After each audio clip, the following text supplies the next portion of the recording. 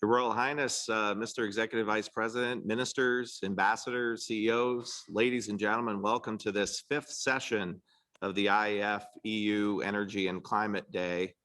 My name is Joe McMonigle. I'm the Secretary General of the IEF. We're really excited to have this event today.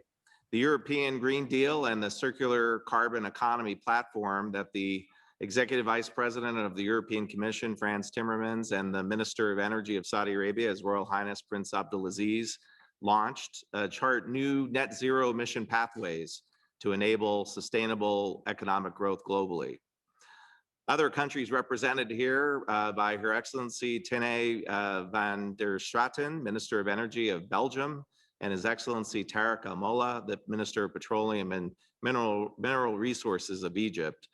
I have the great pleasure of welcoming you today on this virtual platform, and all of you have also made great progress in advancing clean energy technologies and advancing the important role of natural gas markets. The impact of COVID-19 pandemic amplifies, I think, the timeliness and significance of both policy initiatives and creates a window of opportunity to strengthen international dialogue and collaboration. On one hand, COVID-19 has accelerated the push for action on climate, environmental, social, and government standards, raising the bar for investing in the oil and gas sector, particularly in OECD economies. On the other hand, the pandemic has laid bare social inequality. Access to affordable energy is key to lifting people out of poverty and achieving our sustainable development goals. Energy poverty was already an issue affecting people's lives before COVID, and unfortunately, the pandemic has set back progress that was being made and really only widened the divide. So keeping a focus on energy poverty must be of paramount importance to the global community. With 2 centuries of industrialization behind it, Europe arguably leads the world in addressing the problem of greenhouse gas emissions. The European Green Deal, launched in 2019, aims to decouple economic growth from resource use, decarbonize the energy sector, and achieve net zero greenhouse gas emissions in 29 years from now. But Gulf countries are making significant investments in a low carbon future as well. But it is clear that technological breakthroughs and huge investments in research are needed to reduce, reuse, recycle, and remove carbon gases on a massive scale. Despite the different pathways charted to net zero, policymakers share the same ultimate goal, and this is something we must build on. Dialogue and cooperation on pathways to climate neutrality and circular carbon economies facilitates the scaling up of solutions like sequestration, renewables, and hydrogen. Much can be won if we build back better by capitalizing on new energy and climate solidarity that 2020 has created. So I thank you again for joining us in this high-level session. I want to pass the floor and introduce my dear friend and co-host of this meeting, Ambassador Patrick Simonnet, who leads the EU diplomatic mission in Saudi Arabia, as well as other parts of the Gulf. Ambassador, the floor is yours. Thank you very much, Joe. Your Royal Highness, Prince Abdulaziz bin Salman bin Abdulaziz, Minister of Energy of the Kingdom of Saudi Arabia. Your Excellency, the Executive Vice President of the European Commission, Frans Timmermans, Minister van der Straten, Minister Al-Molla, ambassadors, ladies and gentlemen. The energy sector has been a driving force of the long-standing relations between Europe and this region. It is part, I would say, of our joint history. That's why, in this respect, let me start maybe by paying tribute to Sheikh Zaki Yamani, who has been a leading figure of this history and passed away this week. Our heartfelt condolences to his family and to the people of Saudi Arabia. The pandemic, as Joe was signaling, has brought on challenges to all aspects of our daily lives, challenges that we can only overcome with joint efforts and comprehensive multilateral approaches. The energy sector is no exception, with a substantial drop in oil prices and the burden it has created on oil-dependent economies. Let me here also commend the role His Royal Highness has played and continues to play in stabilizing energy markets in those difficult times. This has been to the benefit of all of us, including the wider region.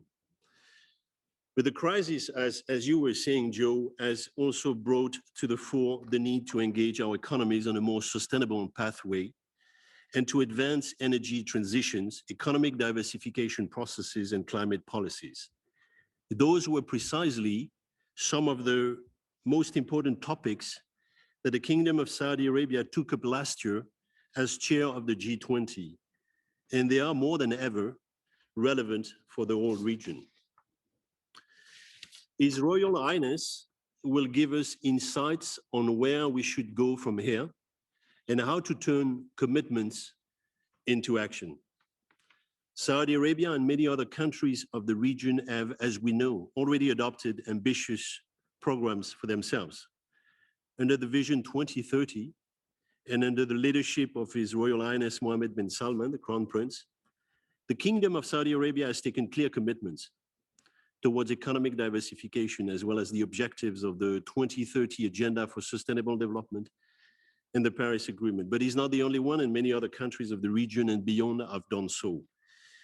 We have also the pleasure today to welcome His Excellency Frans Timmermans, Executive Vice President of the European Commission. He's leading our climate action, and he's leading our work on the European Green Deal, which is precisely the new growth strategy that we have that can lead us, we think, to climate neutrality by 2050. Under his leadership, the EU has also taken even greater commitments for reduction of greenhouse gas emissions by 2030. Frans Timmermans will tell us how this crisis can and must be the catalyst of a more fundamental change of economic model at global level.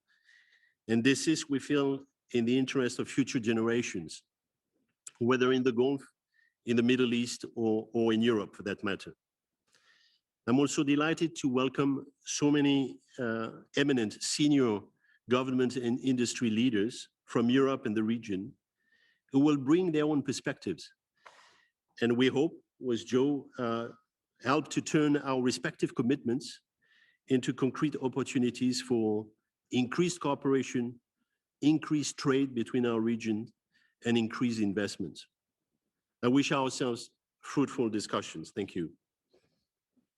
Well, thank you, Ambassador. I should note that we have many participating on the Zoom platform, which allows you to ask questions today. And also, we're live streaming it on YouTube and Twitter and other platforms as well. So welcome to all of you. And I'm honored to be joined by many members of the diplomatic community, especially from the EU countries today here at the Secretariat. So welcome to you all. We're privileged today to welcome today 4 leading global energy policymakers in our first session. This will be followed up by an impressive lineup of thought leaders from the corporate and think tank arena who will dig deeper into the issues raised. So let me first start by introducing our first speaker, His Royal Highness Prince Abdul Aziz bin Salman, the Minister of Energy of Saudi Arabia. Your Royal Highness, the floor is yours. Thank you, Joe, and thank you, Ambassador, for the kind words, both bestowed on me personally, but more important on Saudi Arabia and what Saudi Arabia is inspiring to do and inspiring to get people to do. We have a mission which we think that by executing it would be a source. We will be a source of inspiration for so many other countries, and it would be our honor and pleasure to take the lead, and also set the challenges not only for ourselves but for the entire global world community. Excellency, ladies and gentlemen, it is my pleasure to take part in this 5th session of the IEF-EU Energy and Climate Day dedicated to new energy and climate solidarity. I'm pleased to see so many ministers, CEOs, and thought leaders from Europe, the Middle East, North Africa at this unique gathering set up by the International Energy Forum in collaboration with the EU, with the European Commission. It is always beneficial to engage in dialogue, and one of the key objectives of the IEF is to promote constructive dialogue. This will help us achieve global sustainable development and climate goals faster, while accounting for the different national circumstances and economic priorities. And this has been the main aim for the circular carbon economy framework, with its emphasis on the 4 Rs: produce, reuse, recycle, and remove. This has been endorsed by the G20 leaders, and I'm so proud that we've labored hard as Saudi Arabia using our G20 presidency to achieve us that. It provides a clear and effective strategy for dealing with the challenges of climate change and a path towards sustainable recovery from the severe shocks caused by the COVID-19 pandemic. The IEF provide an important platform to help develop appropriate frameworks and accelerate investment in circular carbon economy technologies. This will enable producers, consumers to match affordable energy access with emission reduction more speedily in stable, diverse, and open markets. Different circumstances should not create zero-sum game and market hurdles. Instead, different approaches should be used to complement individual national efforts. Your Excellencies, ladies and gentlemen, in November 2016, Saudi Arabia signed and ratified the Paris Agreement earlier than many countries and remain a key advocate of global energy security and a leader in addressing the climate change challenges. We lead by example. Our share of world oil production capacity is roughly about 12%, which places in our shoulder a big responsibility to meet global energy demand. In contrast, our share of global emission is only 1.45%. Our plan is to produce about 50% of our power needs from renewable by 2030, with the rest is coming from gas. This would put us ahead of many advanced economies. And I'm willing to challenge many of you listening to me. We will place around 1 million, we will displace roughly around 1 million barrels of liquid, mainly from the utilities system and power, and mainly in power and desalination. This will not only reduce emissions, but also will reduce costs and boost our export and revenues. We have world-class renewable resource, as you know, and industrial prowess. The talent and skill of our energetic young population will turn Saudi Arabia into a powerhouse for clean technology deployment. We are getting new standard for renewable carbon capture, use, and storage, and hydrogen on the scale required to achieve neutrality in long-term greenhouse gas emissions. Other elements of future policy are already in place. Our large natural gas resource enable us to produce clean hydrogen and convert it into ammonia. I know Noah will be a very happy person, while capturing carbon for utilization, while capturing carbon for utilization or storage. 40 tons of clean hydrogen first set sail from Saudi Arabia to Japan last September. We are ready to engage with Europe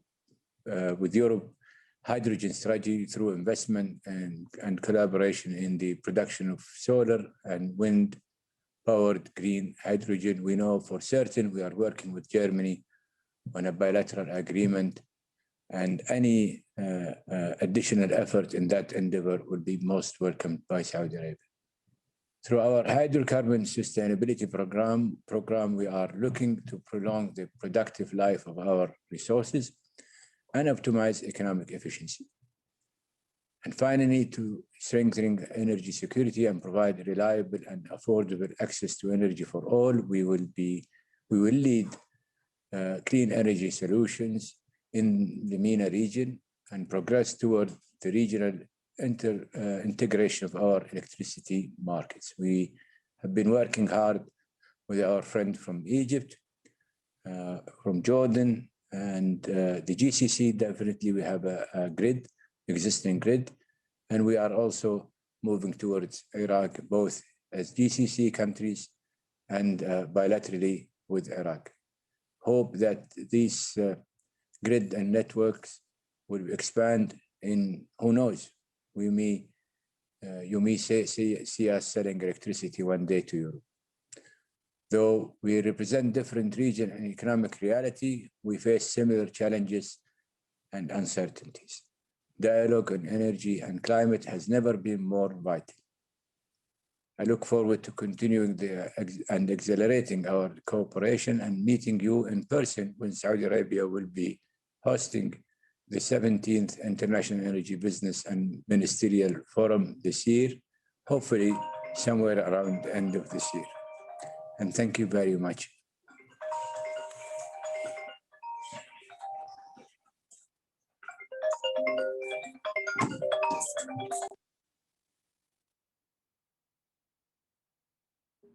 Thank you very much, Your Royal Highness. Let me now introduce, if I may, His Excellency Frans Timmermans, Executive Vice President of the European Commission, responsible for climate action and for the European Green Deal. Over to you. Thank you very much, Ambassador, and Your Royal Highness, Excellencies, distinguished ladies and gentlemen.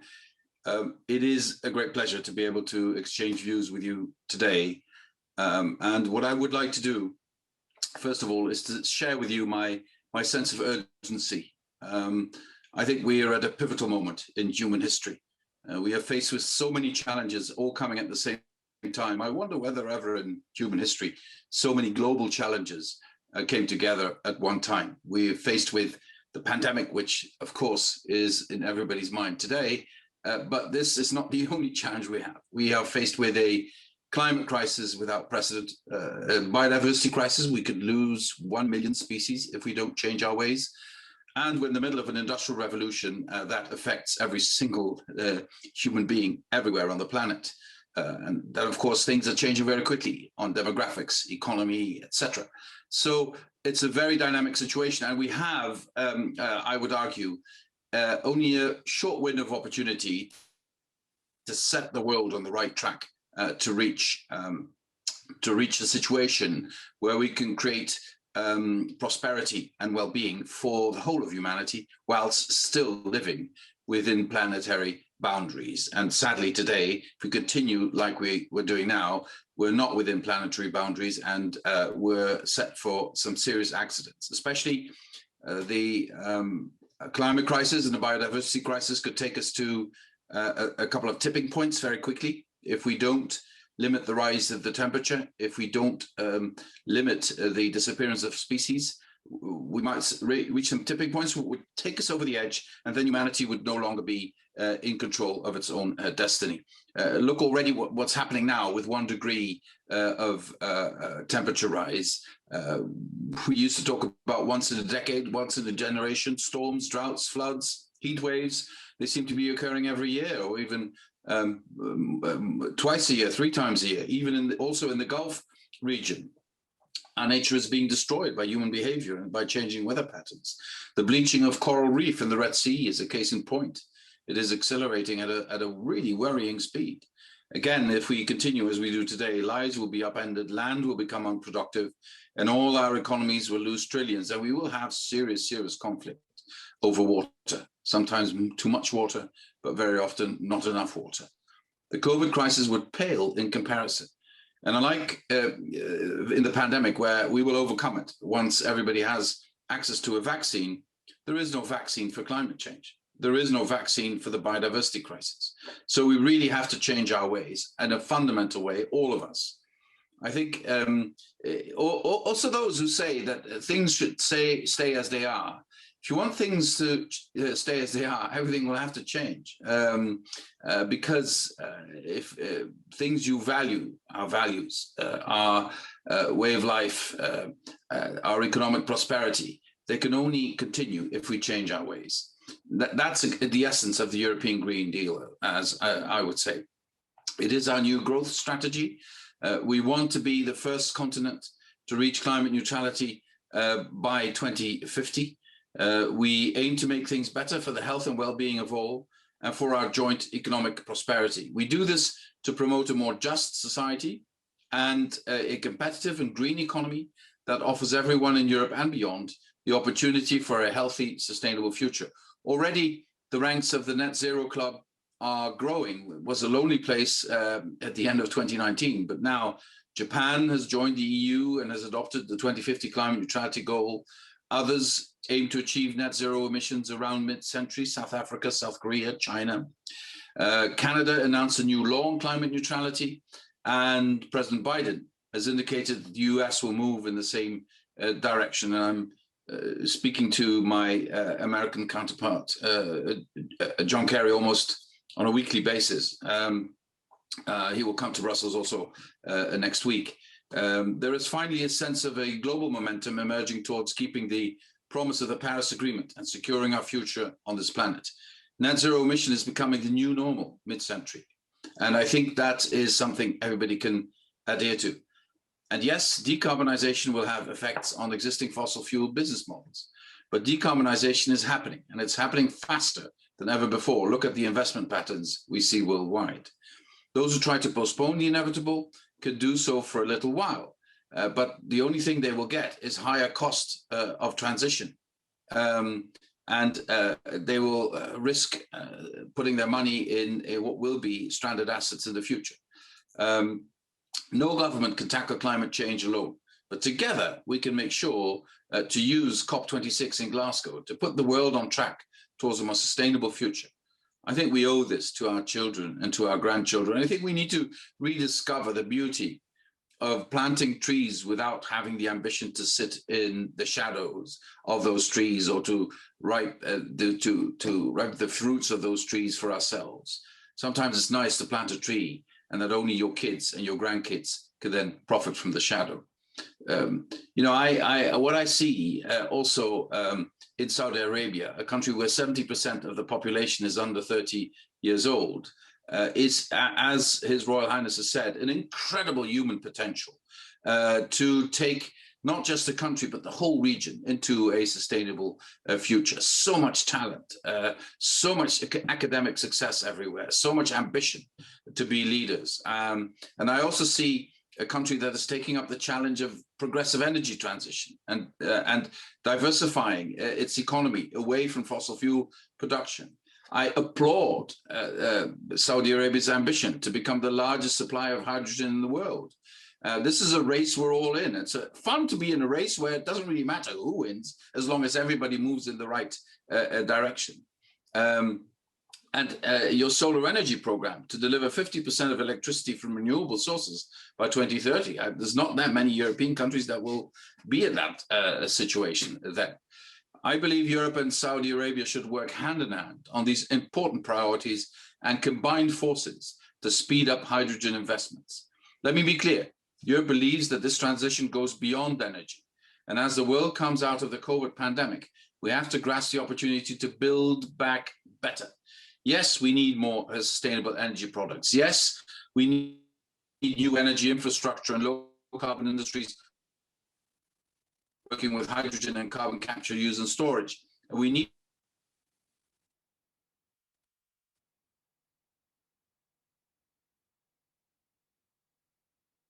unalienable to every person on Earth. For we do not attempt to save the planet for the planet itself. By the way, the planet doesn't need saving. Humanity needs saving from itself. Humanity needs to learn to live within planetary boundaries. And this will only succeed if the transition is just. If transition doesn't have the same effect as most crises, which is making rich people richer and poor people poorer. We need to make sure this transition takes along all of society. And I'm not just talking within countries, I'm especially talking between countries. And I think we have a case in point now with vaccines. This will be a showcase for whether there is something like international solidarity. Anyway, net zero transition means that we should turn the page on energy security and economic models based on fossil fuels and move towards more inclusive societies and economic development based on interconnections, a future based on cooperation rather than conflict. We're witnessing a promising wave of innovative policies and investments in the Middle East and North Africa region, which show the will to introduce a paradigm shift towards diversification and greener growth models. And you are such young societies. I mean, young people are just waiting to embrace the possibilities. We've seen investments in green hydrogen in Morocco, the issuing of green bonds in Egypt, and futuristic projects like NEOM and The Line in Saudi Arabia. We think these are really important steps in the right direction. Let's not make the mistake of a failure of imagination. The existential crises we are facing are real. So let's not fear of thinking big either. Over 1 year ago, we were the first region, Europe, in the world to commit to net zero by mid-century.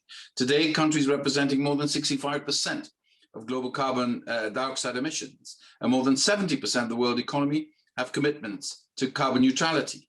We need Saudi Arabia to be a leader, a real leader in joining this club, strengthen this international critical mass, and help put the world on the right track and bring your knowledge and your analysis to the table so that we can all profit from it.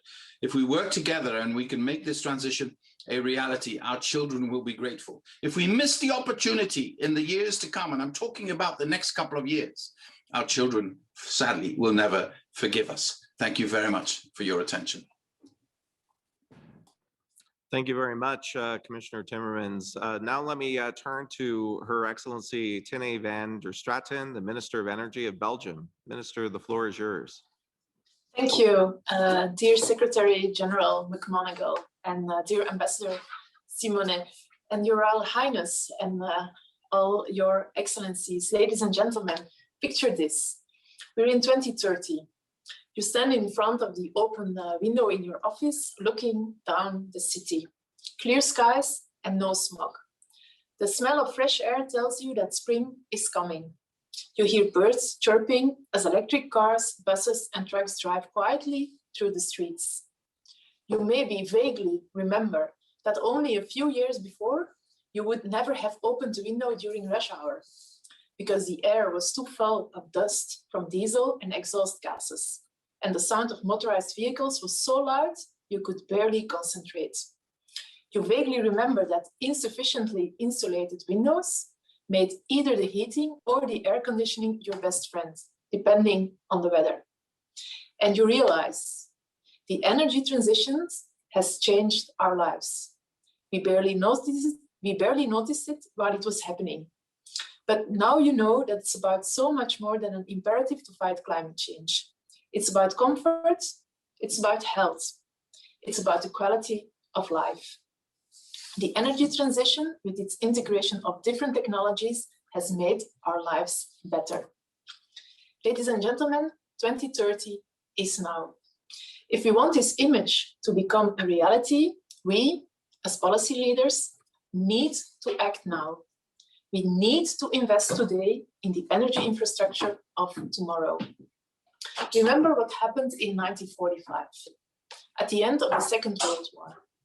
People had hope and they believed in a better future. In Europe, this was the moment we built infrastructure such as harbors, airports, highways, electricity and gas networks.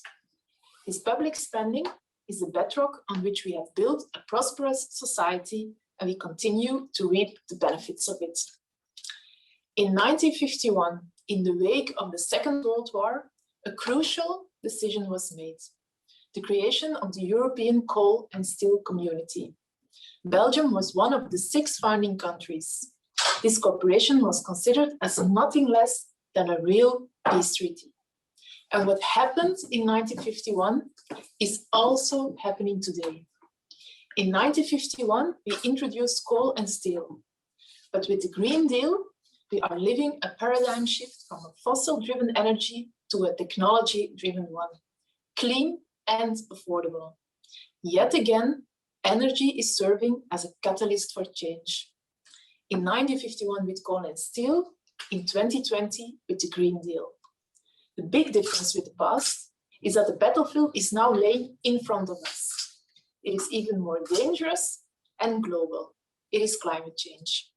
Once more, energy will play the leading role in overcoming this challenge. When the COVID crisis will have passed and economic activity picks up at full speed, do we go back to business as usual? Or do we make use of this crisis to push the fast forward button? Do we choose to implement faster structural changes in the way we produce and consume energy to invest in our comfort? Will we step up investments in renewable electricity production and look for more sustainable alternatives to fossil fuels? Will we develop the necessary network infrastructure and smart technologies? I think the answer is clear. No matter how we toss or how we turn it, there is no escape. We need to invest massively the coming years. And while our doctors and health workers battle the pandemic, it is our responsibility to lay out a framework for a sustainable and green recovery. A green recovery is the vaccine for our economy. So how can Belgium, as a small country, contribute? Belgium's strategic advantage is not the presence of raw materials. We don't have mountains for hydropower. We don't have oil or gas fields in our subsurface. But we have something else. We are a land of pioneers. We have expertise and we have passion. We are not afraid to use it and we are not afraid to innovate. We are the 4th country worldwide in offshore wind. I had the opportunity to go at sea for myself and see in first-hand the assembly of a wind turbine. Dedicated teams worked hard in difficult circumstances due to the COVID-19 crisis to finish our most recent offshore wind farm. And this is only the beginning. We will double our installed capacity and we will be looking for additional capacity in our waters and beyond. As part of the Belgian post-COVID recovery plans, we will create an energy island in the North Sea. It will serve as an energy hub, opening up a whole range of different possibilities. From linking electricity interconnectors with other countries, such as the envisaged interconnectors with Denmark or the UK, to hosting 5G antennas or being a production hub of green hydrogen. In short, the North Sea has the potential to become one big renewable energy plant. And if we think about the sea, we inevitably think about water. Water, the most abundant element on Earth. And here is when hydrogen comes in, a clean, non-polluting fuel from water. Ladies and gentlemen, the energy transition is not based on green electrons only. Green molecules will be part of the deal too. Hydrogen will play a crucial role in decarbonizing energy-intensive sectors. And we have in Belgium a strong industrial base, with the 2nd largest petrochemical cluster worldwide. The manufacturing industry is the backbone of our economy. These industries are crucial partners for the transition, and therefore it's crucial we support them in the transition to a carbon-neutral economy. Renewable hydrogen as an industrial feedstock is one of the solutions. Without it, there is no chance that we can cut emissions to zero. So if we want renewable hydrogen to make a real contribution in 2030, we have to start now. And to succeed, we need to cooperate with our partners across the globe. As I said earlier, Belgium's strategic advantage is not the presence of raw materials. We are not the most sunny country neither. Even if the potential of sun in our country is relatively high, a photovoltaic panel on a Belgian roof will never yield as much electricity as one that is bathing in the Middle Eastern sun. Imagine the amount of electricity or even hydrogen that could be produced in the region around the Red Sea, where sun and water come together. So it's clear that energy offers new opportunities for cooperation, not only within the EU, but also with our neighbors in Northern Africa and the Middle East. We have been trading fossil fuels for decades. And Belgium will, also, in this energy transition, still rely on imports. Only it is time for our trade cooperation to undergo the energy transition and move from fossil fuels to renewable energy such as hydrogen. In turn, Belgium can offer expertise and technology in the field of renewable energy.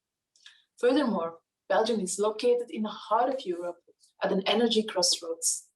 And my aim is to create a hydrogen backbone in the heart of our industrial clusters and those of our neighboring countries. This backbone will be the foundation for international connections. And with our offshore energy hub and our onshore port of Zeebrugge, Belgium is the gate to the Northern and Central European energy markets. Ladies and gentlemen, Belgium was part of the founding countries of European Energy Cooperation. We have shown that when we join forces, we can achieve almost anything. And this is precisely what we need to do today. Join forces by forming strategic partnerships. Every step in the societal evolution until today is accompanied by changes in energy commodities, from kindling fire to peat and coal over oil and gas. Energy is the lifeline of our society, of our welfare, the driver of our industries. We all know that the Stone Age didn't end because of the lack of stones. The Stone Age ended because there were new and better technologies available. So let's invest in alternatives before we're out of resources. Let's invest today in our energy infrastructure of tomorrow, together, with the European Commission, with other EU countries, partner countries around the globe, and with our industries and companies, because 2030 is now. I thank you for your attention.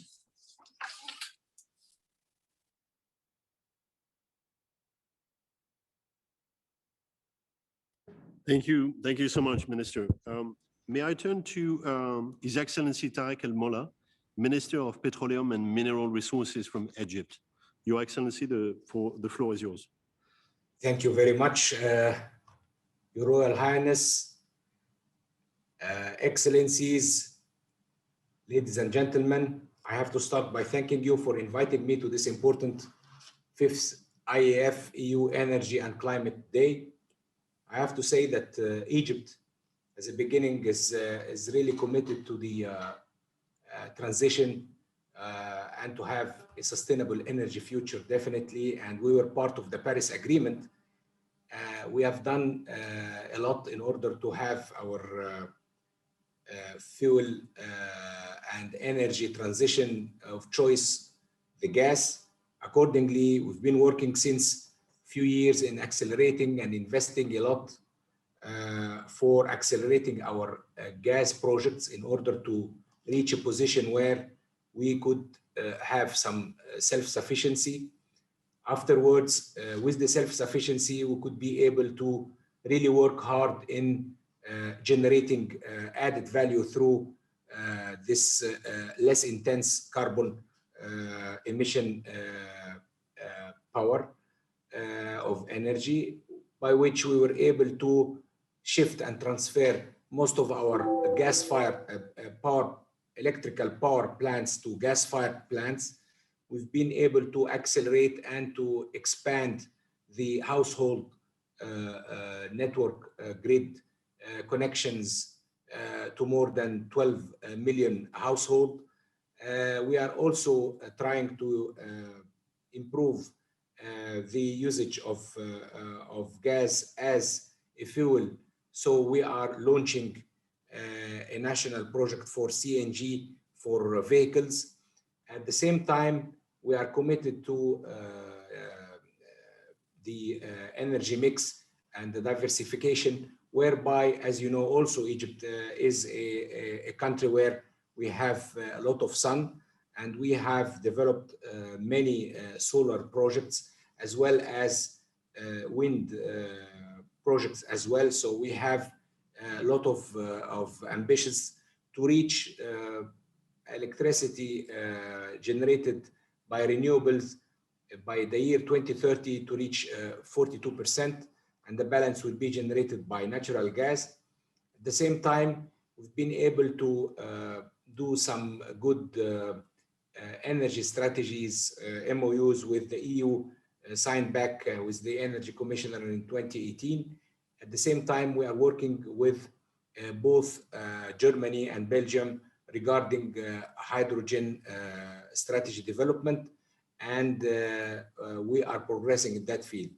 But knowing at the same time that the importance of the transition to a clean and sustainable energy, we believe very much of the importance of the cooperation and coordination among the countries. So having said so, we have initiated a very important initiative with regard to have how we can maximize the use of a less intense fossil resource, which would be the natural gas. Therefore, we have initiated the foundation of the establishment of the East Mediterranean Gas Forum in order to use it as a platform for the region and to accelerate the monetization of the resource in the Eastern Mediterranean producing countries, at the same time for the welfare of the countries in the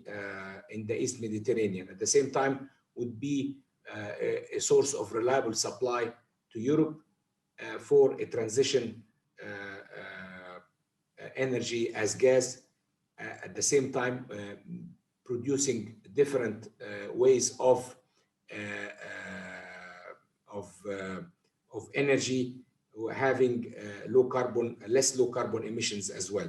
So our belief and our coordination in not only being an East Mediterranean country and North African country as well, an important traffic, cross-traffic ways between the Red Sea and the Mediterranean basin is also something that we are capitalizing on with a dedication and commitment to have a quick, sustainable energy future to the country and to the region as well. And you rightly said that we have been able to issue green bonds lately, and this was a demonstration that we are committed and that we can be able to put projects together that are addressing clean and green energy ones. I think that we are on the right track, but this important and ambitious plan to the global needs more and more coordination and more support from developed countries to developing countries and so forth. Thank you very much. Thank you very much, Minister Amola. Now I think we have some questions for the minister, so I'll take the first crack here. This one is for Your Royal Highness. You spoke of your ambitions to turn Saudi Arabia into a powerhouse for clean energy. I'm wondering if you can explain the plans you have to bring renewables to a traditional hydrocarbon hub like the Kingdom. Well, we believe that we can do all of the above type of approach. We are well endowed with so many natural resources. One of them is, of course, our hydrocarbons, which is in the form of oil and gas. We are also well endowed with a good sizable amount of bright days and nights, bright even nights with batteries. But we're striking good low electricity prices on our solar and wind projects. I believe that within the next month or so, we will dazzle the entire world with how cheap we're gonna get our solar electricity for. In NEOM already, the project is up and running. Well, the economics of it are sound, and I will leave that for Paddy and Safi to talk about it. I don't want to take steam away from their own presentation, but already they sold that ammonia. It's gone. it was voted by the Japanese. But we have the sun, we have as Her Excellency, we have the sun and we have the water, and the Red Sea is packed with good amount of water. And we can, and just keep them coming. If Europe would like to buy more hydrogen, Saudi green hydrogen, we will be more than even an apt, if the economics allow, for even piping it all the way to somewhere in Europe. We're working hard also on our blue hydrogen because we have a good amount of gas and we can convert it, and it's going to be sold everywhere. We also want to make sure that we keep our balance right, which means that yes, we will continue using hydrocarbon in the form of oil and oil products. As our friend from Belgium, we have a very serious and ambitious program, and I can't wait to be in Europe and share it with Your Excellency and our friend from the Commission. It is all win-win, triple win, or quadruple win situation. We will produce oil, we will convert it into products, and these products will be converted into mainly chemicals and other things. We have established a huge, good record of how we can monetize or produce our crude oil in the most, I think, exemplary way with regard to emissions. What we are challenging us now is to move actually from the conventional ways of consuming oil to one where we can become with everybody innovative, and we are working with the who's who in that, to ensure that these hydrocarbons will be put in better use, in different use. And it is all about looking at it as material and the conversion of hydrocarbon into useful materials that can be used in many ways and aspects of our life, yet mindful of the issue of emission and reduction of emission. And I believe the circular carbon economy can deliver us all this ambition and also this goal. I think what we need to do is to be just a bit flexible and mindful of the diversity of the participants and their priorities. If we are to congregate, I think, around the concept of we are all for attending to emission reduction of all sources, of all sectors, if that ambition become our common goal and common objective, and we enable everybody to use whatever tools they have in their kit existing today, or willing to spend the money to develop the technologies either individually or collaboratively, I think we'll be in a good shape. To try to strike too many goals in one, which is to decarbonize for the purpose of decarbonizing without being mindful of how much that may impact the world economy and how much it would not be that persuasive to get the proper collaboration of others, is something to be reconsidered and to be recognized. I realize that, for example, in the case of Europe, there is a case for so-called decarbonization, but you need, as Your Excellency Franz Timmermans, you said this is a globe and this is a world, and for the world to attend to this situation, you need to bring everybody on board, and you need to be mindful of their priorities, and you need to be mindful of how much they were endowed with.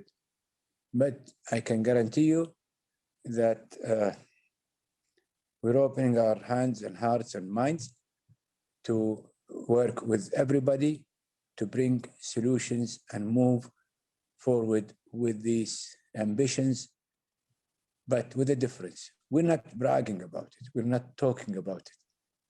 We are executing these things, and we are providing people with examples, and we will continue, I would say, endeavor to say, dazzle you and impress you that we mean what we say. Trust us, but more importantly, collaborate with us to bring universal solutions that can enable people to say, we can be a party to this because we can buy into this.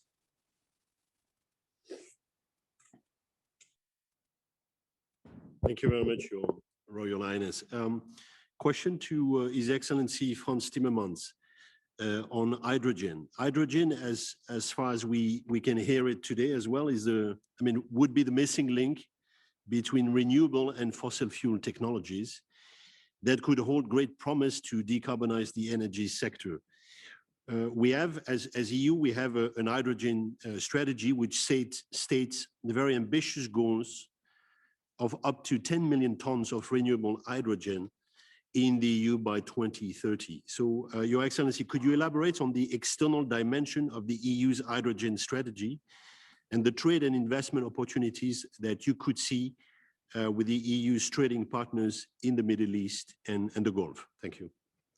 Well, I thank you for the question. I have to say that hydrogen is an essential component of decarbonizing our economy and reaching climate neutrality by 2050, because we have sectors of our economy that are very difficult to abate, will not be able to operate on electricity alone.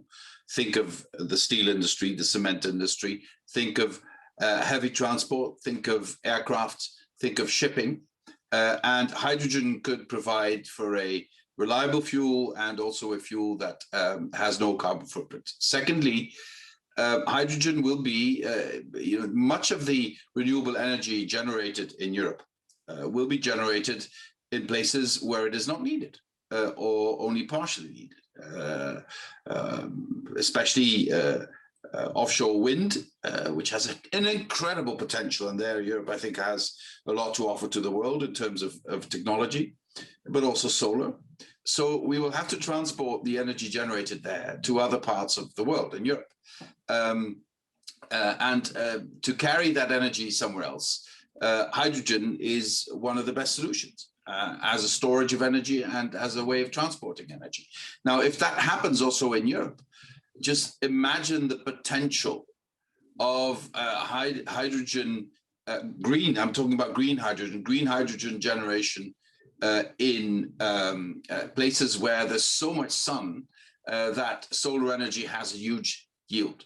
And then if we have existing infrastructure to transport fossil fuel now over long distances, adapting that infrastructure to also be able to carry, to transport hydrogen in the future or other decarbonated gases, it's only 25% of the cost of creating a completely new infrastructure for renewable energy. So also in the transition from fossil fuels to renewables, hydrogen can play a facilitating role. And also in parts of Europe, the transition away from coal and wood as an energy source to renewables is not going to go in one step.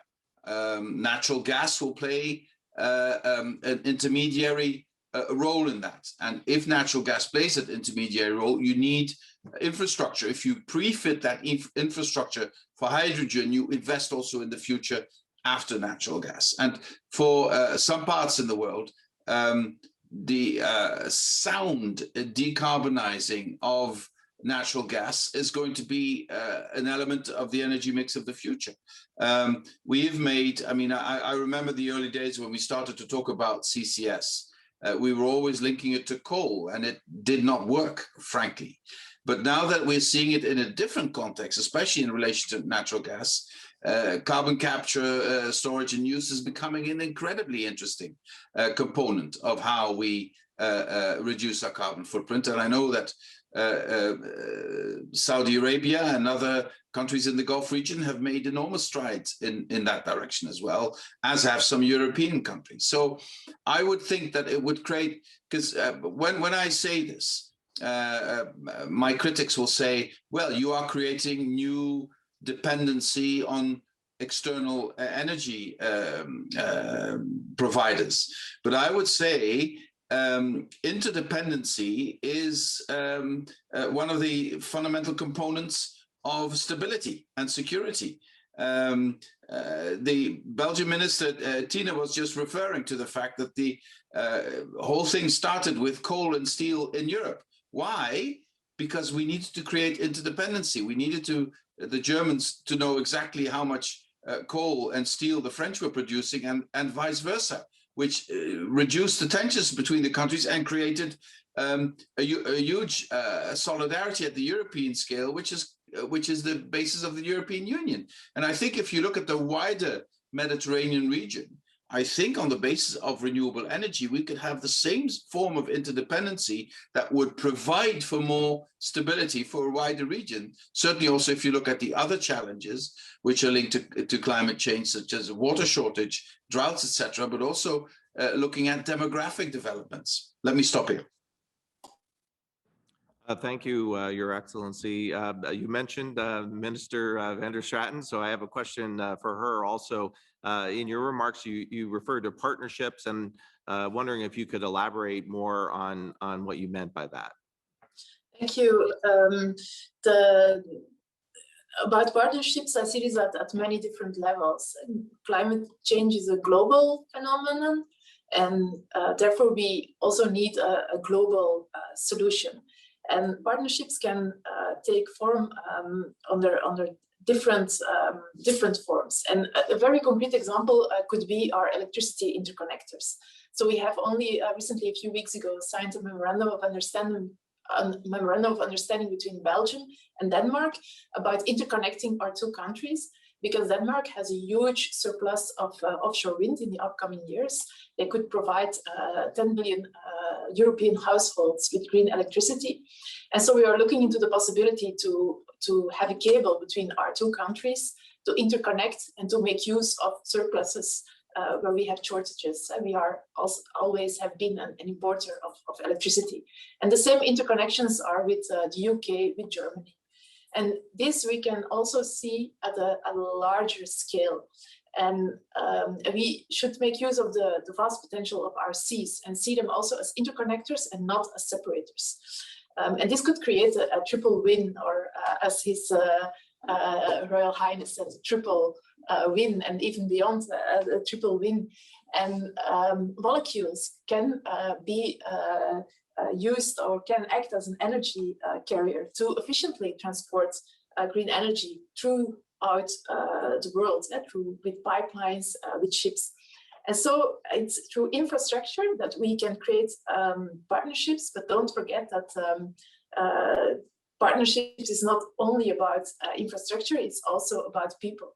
So we have to keep meeting, and we have to keep talking. For example, the upcoming COP26, multilateralism, working together in such fora is very important to understand each other better and to keep fighting climate change and to create a common understanding, common projects. Climate change is man-made, so the solution will be man-made also. Thank you. Thank you, Minister. Question for His Excellency Minister Tarek El Molla. Minister, what is the role of Egypt in the region as an important gas exporter, and how will gas accelerate the transition to a clean and sustainable energy future? Yes, well, as perhaps I touched on that in my few words at the beginning, when I was saying that we are working in the with the neighboring countries, and we have established this East Mediterranean Gas Forum in order to make sure that we have good collaboration for the welfare of the whole region. We want to promote this gas in order to to be let me say, a reliable source of supply to Europe. At the same time, we would like to then also make good use of this resource to the countries. This source of energy, as is the choice of energy for this transition period, we thought that accelerating them and monetizing this resource with the collaboration of not only the founding countries, but also some other countries are asking to join, like the EU would like to be observer, same as the United States, Emirates, and we have also been requested from France. These countries joining us would be able to help us to develop such policies that is needed in order to make sure that we can create this value through this transition energy fuel. We've also been able to talk with and to get the support of the World Bank and the different EU financial institutes. And this is very important. And that's why when we talk about green bonds or whatever, we would like to demonstrate that we are able to develop clean energy projects and collaborate together in order to make sure that we as East Mediterranean countries or North African could together help each other in order to have a sustainable transition period. At the same time, with connectivity as well, we in this geographic location, we are connected with electricity to Jordan. From Jordan, we are arranging with Saudi Arabia and Gulf countries to get also connectivity through the Gulf countries, and from the other side to Europe through Cyprus, through a undersea cable from Cyprus to Greece and Europe. So this is also an important way of connecting each other, and at the same time we are talking about, as I was saying, having the best or among the best locations for wind on our Red Sea, as well as for sun on the Mediterranean. And this is also helping us developing with the EU some important hydrogen prospects, projects to be also exported to Europe, in addition to many other countries. Thank you. So thank you, Minister Al-Molla. We're almost out of time. I'll invite any of the ministers to make any final comments if you want to make a final comment. I'm still getting lots of questions. Of course, Your Royal Highness, you won't be surprised to learn that our friends in the media want you to comment on oil markets and next week's meeting, but I've refrained from asking those questions to keep it on topic. But I'll throw it open if anyone wants to add something before we end the session. If my colleagues here can permit me, just take one short half a minute, even 20 seconds. Okay. If you don't mind. Please go ahead. Very simple, very short, very concise. Can we congregate around the concept that we're all willing to cooperate wholeheartedly, with all the ambition, with all the diligence, with all the passion that we owe it to this generation and the generations to come, that we work hard in approaching or achieving emission neutrality as soon as we can all possibly do it?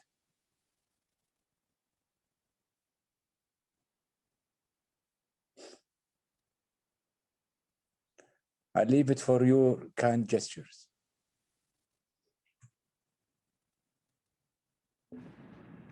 Well, I'm seeing lots of agreement with gestures, so I think there's agreement. So thank you very much. I thank you for your kindness. Okay, so I thank the ministers for this really informative and thoughtful discussion. Here at the IEF, we look forward to taking forward many of the items discussed here. But we want to turn next to the next session and the panel discussion with experts to provide some key perspectives on energy, climate, and the transition. The moderator of this panel will be Dr. Leila Ben Ali, who's the former chief economist and head of strategy at Apicorp. But let me first introduce one of our keynote speakers for this session. We're really honored to have with us today Saifi Ghasemi, who the minister, His Royal Highness, referenced in his remarks, the chairman and CEO of Air Products, to provide some opening special remarks. Mr. Ghasemi became the leader of Air Products in 2014 after a distinguished career at several other notable companies. He's a member of the Business Council, an association of CEOs of some of the world's most important business enterprises. He's also a member of the board at the U.S.-India Strategic Partnership Forum and the U.S.-China Business Council. Under Mr. Ghasemi, Air Products has really transformed into a leading innovator of solutions to the world's most significant energy and environmental challenges. And one such project that Prince Abdulaziz mentioned is right here in Saudi Arabia, where Air Products is working with Aqua Power and NEOM to create the world's largest carbon-free hydrogen project. So I'm sure we'll hear a little bit more of that in his remarks, and I'm delighted to welcome Mr. Ghasemi. The floor is yours.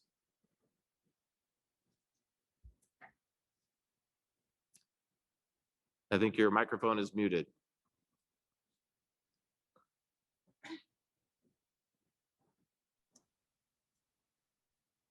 Sorry Please about go that. ahead. I thought thank you.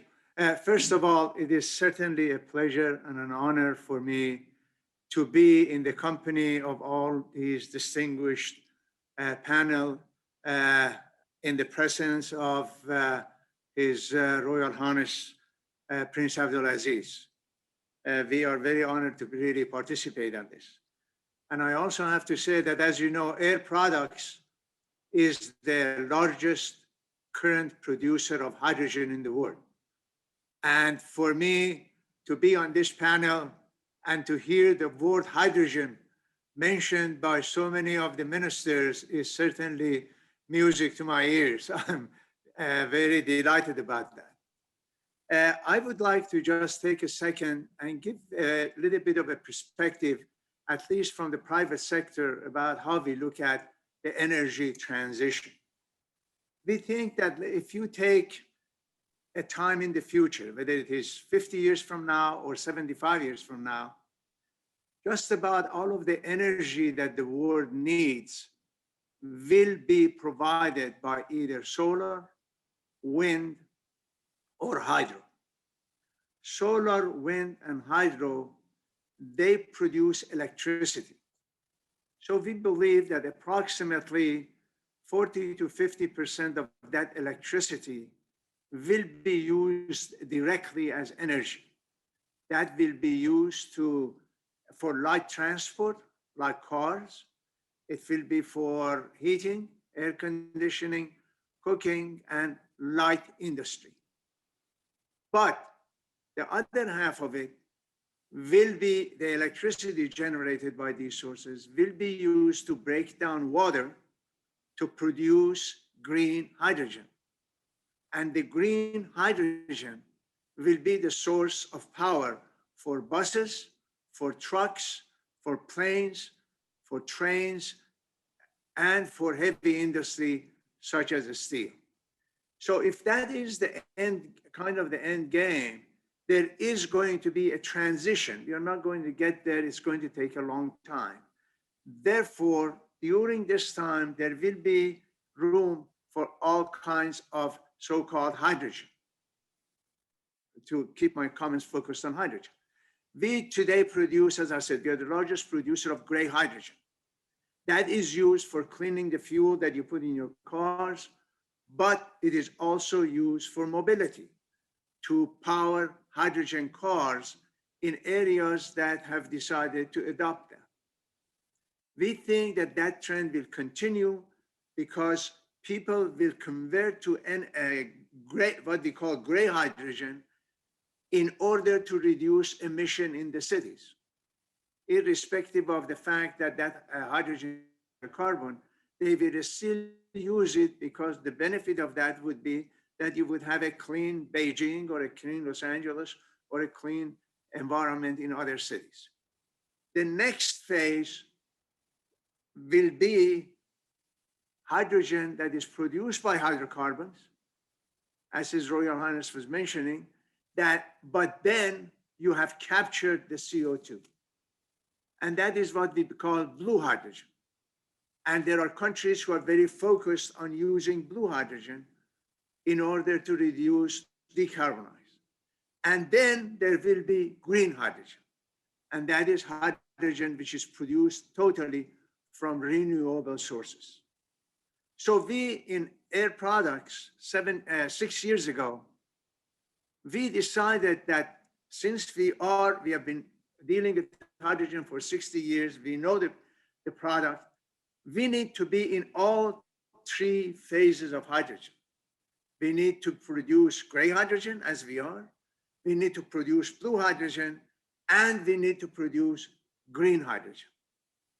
So I don't want to spend too much time on the gray hydrogen, you know about that, and I'll be delighted to talk about blue hydrogen. But so that I don't take too much of the time, I'd like to focus on green hydrogen. When we decided 6 years ago, we started looking at all over the world to try to find a place where we could produce green hydrogen. But for that, you need wind and solar, because just solar is not enough and just wind is not enough. So we identified many different countries around the world where there is wind and solar. But then we needed a country that would want to be the leader in this and would welcome us to let us use their natural resources to produce the hydrogen there. And I have to say, we found it in Saudi Arabia, which surprised many people that how can the largest producer of hydrocarbon want to be supportive of green hydrogen? But fortunately, that was the case. And we found a location in Neom in northern Saudi Arabia, where there is obviously sun, and there is a lot of wind at the Gulf of Aqaba. And then we were welcomed because of the vision that Saudi Arabia has about Neom and development of that area to have the green economy there. So we have developed and put together a project which will be about $7 billion of investment to produce 650,000 kilograms of hydrogen every single day. The issue at the beginning about the project was, okay, you have wind and solar and you're going to produce hydrogen in the desert. How are you going to get it into a truck or a bus or a steel plant in Germany? It is hydrogen is a very light gas. It is very difficult to transport it. That is when we came up with the innovative idea, which was, why don't we take that hydrogen and transform it into ammonia and use ammonia as a carrier for the hydrogen. And then when ammonia is a transportable material, easily transported, it's used all over the world. It's almost 100 million tons of it is produced every day. So people know how to handle that, and it is not expensive to move that. And then we take that green ammonia to the point of use, dissociate it, which is not a very difficult thing. And as a result, you can have green hydrogen at any location that you want around the world. So that is the plan. The technologies are all proven technologies. And we believe that the project, we are in the process of executing the project, and we expect the project to be on a stream by 2025 to provide green hydrogen, especially for mobility and for ships anywhere around the world. In NEOM, the planning is such that we will be able to expand and have some additional units to duplicate it. And obviously there's opportunities around the world. I think with the idea that we have about the production and the ammonia as a means of transportation, this has made the use of green hydrogen very viable at an acceptable cost, and we expect a significant transition to that. But as I said, different countries, some countries, I'm very happy to say that we are getting significant reception from the countries in Europe. Her Excellency was talking about Belgium. We are working with them. We are working with Germany. That they want to transition to green hydrogen now. Now, some other countries like Japan, they want to go to blue hydrogen. We obviously will produce that for them. And then some countries will decide to stay with gray hydrogen because all they care is pollution in their cities. So that's the way we see the transition. And quite frankly, in order for this to happen, the private sector like us will do these projects. Where we need help is for the governments to create the demand. That means to encourage the communities and the industries to start using different forms of hydrogen, whether it is blue hydrogen or green hydrogen. We will make the investments, and that is what we are doing in Saudi Arabia. Obviously, I'll be more than delighted to answer any questions, and my friend Patty here, who is my partner in Saudi Arabia, will be able to add a lot to this thing. But I also want to say that in the NEOM project, what was very impressive for us is the decision by the Saudi government that they want to participate in the equity. So the $7 billion project is really 1/3 us, 1/3 Aqua, and 1/3 the Saudi government. So we are delighted about that, and we think that that's a good model to follow as we move forward. And before I close, I'd just like to once again thank the government of Saudi Arabia for having the vision and encouraging us to make the investment. Thank you.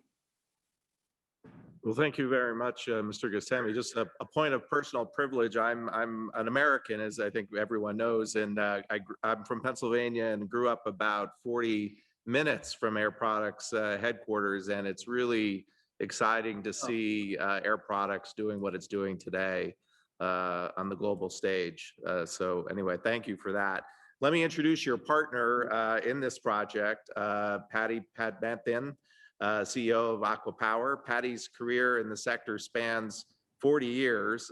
In addition to his corporate leadership role on the business side, Patty's also steering Aqua Power's leadership in renewable energy, putting the company in the forefront of clean energy expansion in the region and beyond. So Patty, thanks for joining us today, and I give you the floor.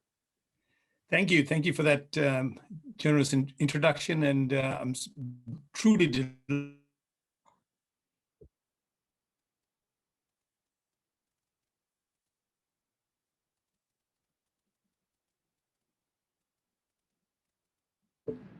And I don't know if you're muted. We can't hear you. We're having a little trouble with the connection, maybe. Patty, you're muted.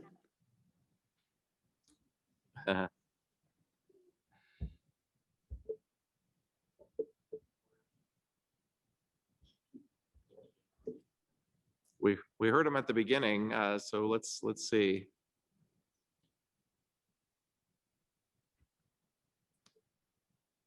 If you can hear me, Patty, maybe I don't know that he can hear me. Maybe restart your computer. I don't think he can hear us.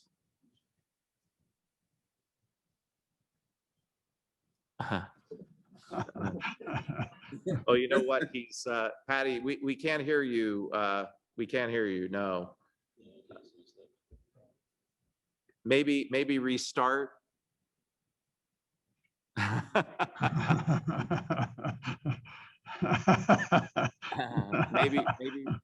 maybe restart your system. You are muted now. Right. There you go. Cannot hear me at all? Yes. We can hear you Now now. we can Yes. hear you. Yeah. Can Please hear go me now? ahead. Start from the beginning, Brilliant. please. My sincere apologies. I have no idea what happened there. Let me kind of quickly, not sure where I left you, but anyway, so we at ACWA Power, proudly from Saudi Arabia, entirely focused at power generation and desalinated water production. And now using this very low cost of renewable energy, working with Air Products and NEOM, getting ready to produce green hydrogen at scale, and actively playing a part in continuing to drive the cost of renewable power generation down to the levels that is showing us a clear path forward, are convinced that we can achieve sustainable and inclusive energy access while also meeting climate change. So this no longer needs to be a dream. Innovation, entrepreneurship, and amazing advances in technology, not just in how we produce energy, but in how we transmit it from the most efficient location of production to the demand centers, and equally importantly, how we use it and reuse it, is all there for us to grab and utilize. We can widen energy access, reduce cost of energy, and share prosperity along the way, all without compromising the planet. So the fact of the matter is that for a significant part of the world, right across a big belt across the world, where the sun is shining and the wind is steadily blowing, we can generate and deliver green electricity at a cost at which electricity cannot be matched by generating electricity with any other fuel source, even without considering carbon emission costs or other damaging pollution costs. Given that these energy sources are fully distributed across the world with simple and now very low cost generating devices, well, called the solar panels, and also small batteries, we can make this energy available even at the most isolated house in this region via rooftop generation at a cost we could never have imagined just a few years ago. While we continue to work on larger and more efficient utility scale battery, by combining solar and wind, now that we are able to generate electricity at less than 2 cents per kilowatt hour, albeit when the resource is available, but by combining them, we can stretch it for a very long period of the day. We can now contemplate splitting the water molecule, and that's the exciting project that we are working on with Air Products and NEOM that can address the decarbonization of several hard-to-abate activities spanning from long-distance transportation, shipping, and industrial processes. So with considerable advances in long-distance transmission, not only over land, but across sea, means we can also link efficient locations of generation with demand centers, and by linking assets, increase the efficiency of utilization and reduce redundancy. But the task of reconfiguring the energy systems across the world is massive, and we need to act quickly and achieve much even faster. Now that we are all aligned, we share a vision that we have all committed to at Paris, and we have now started to set some really seriously ambitious goals, be it like the targets His Royal Highness Prince Abdul just now referred to in this forum, or Morocco's target to generate 52% of Morocco's electricity needs by renewable sources by 2030, or the European Union's new Green Deal with very specific objectives. It is through technical, financial, and operational partnerships we can achieve maximum efficiency and the required speed. The full range of technologies available to us, including now even tools that make collaboration so easy, like the one we are using today when it works at this forum that has so efficiently brought us together. And the financial resources are accessible. what we now need is even bolder ambition and a courageous conviction, and not ignore or underestimate the power of the partnership. Thank you for your attention.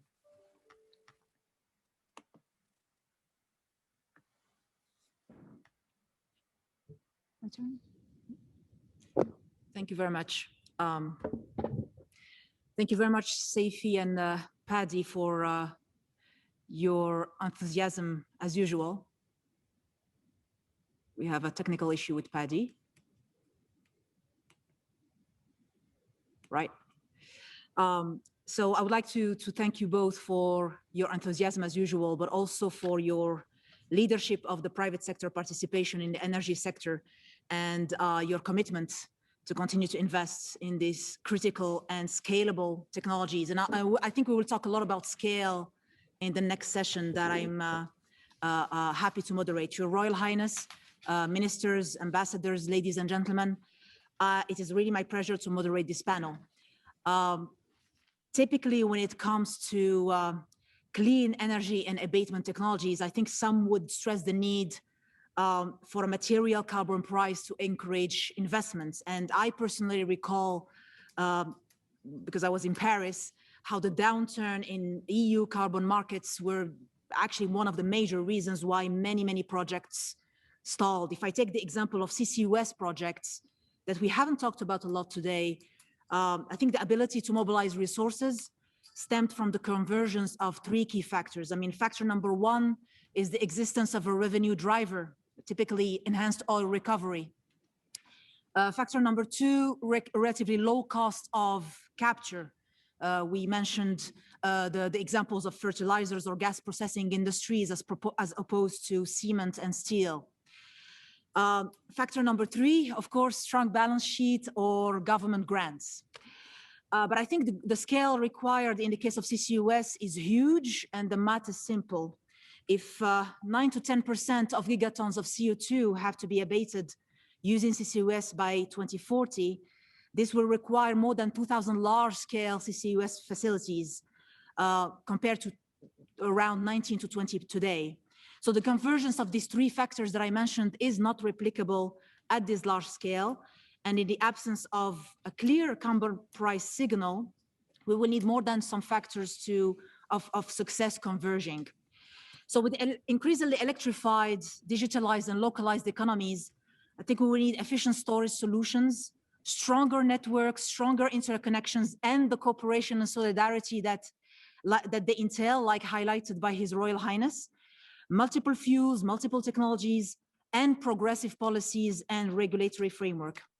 So to comprehensively address these questions, the International Energy Forum assembled, I think, a terrific panel who will provide their perspectives on energy, climate, and the transition. And I would like to turn to our panel, and I will ask each of them to share their remarks in around 5 minutes, if possible. And I will follow the order that I was given in the program. These are friends among us. I will start with my dear friend, Dr. Noé van Hulst, who is the chair-elect of the International Partnership of Hydrogen and Fuel Cells in the Economy. Noé, the floor is yours. Great, thank you very much, Laila. I hope you can hear me. Yes? Yes, we can hear you, Noé. Paddy, I really want to check that everybody can hear me. But let me start by saying really, thank you very much for inviting me to this panel. And of course, as some of you may know, I have a very warm heart for the International Energy Forum since I was one of the predecessors of Joe. So Joe, it gives me great pleasure to see you and to see the IEF alive and kicking and engaged in dialogue on these important issues like the energy transition that is so crucial today. Now, let me, my task is actually relatively easy, I think, Laila, and thank you so much for moderating this panel. It's a great pleasure to see you again as well here, even virtual. It's relatively easy because so much useful has been said already on hydrogen, like Mr. Gassemi already mentioned. But let me Let me try to go very quickly, and you said 5 minutes, so let me really go as fast as I can. I will focus really on the hydrogen space, although we maybe can later talk about the carbon price, which I am very optimistic about. But let me start with the big game changers. I think the EU and what Frans Timmermans has already outlined, the Green Deal, the EU committing to net zero emissions in 2050 was a big game changer. And I think this has been driving a lot of the momentum for clean hydrogen in Europe. Because at the moment you start to think about how do I decarbonize my entire economy, just like Mr. Gassemi pointed out so clearly, then you come, how am I going to decarbonize the difficult, the hard to abate sectors? How am I going to run a steel industry, refinery, cement industry with zero emissions? And you cannot do this all with electrification. Electrification can go far, but not for everything. And we need the green molecules, as the Belgian minister already mentioned the first hour. And when you talk about green molecules, you have to talk about hydrogen. So I think in Europe, and this one went very fast, to me, to my mind, even amazingly fast, the awareness, the acknowledgement that clean hydrogen is indispensable for the energy transition and for net zero emissions in 2050. And this is when the EU started to think, well, then we need a strategy, because this is not going to happen by itself. So we need a strategy for clean hydrogen, and they came up with that, focused, of course, on these difficult to abate sectors, and also, of course, seasonal, long-term seasonal storage that we need, and that molecules, green molecules in the form of clean hydrogen form the important part of. Now, the next phase of that is, and yes, you need a lot of stuff, you need to have support mechanisms, you need to have regulatory changes to make that all happen. But I think the very important next step that Europe made in their hydrogen strategy that they launched last year was to say, listen, if we are going to be successful in using clean hydrogen, and when I say clean hydrogen, I mean green plus blue. So including the blue hydrogen part. But if we need clean hydrogen to decarbonize these sectors, we will need such huge volumes that yes, we have a lot of wind offshore in the north of Europe. Yes, we have a lot of strong solar power potential in the south, but this is not going to be enough. This is not going to be enough to solve the job, to make the whole job of decarbonizing by green hydrogen. And of course, it's relatively simple if you put it like in a completely different way. Currently, the EU is importing over half of their total energy needs. But of course, that's mainly in the form of fossil fuels. So if we want to have a decarbonized energy mix, we're not suddenly going to produce everything in Europe all ourselves, and the green electricity and the green molecules. So we will also have to import significant amounts of green hydrogen and blue hydrogen. This in general, clean hydrogen. So this is very important, and this is sometimes forgotten. Everybody focuses on huge targets, 40 gigawatt of green electrolysis in 2030 by the EU. Yes, but there's also the second part, the 2 times 40 gigawatt.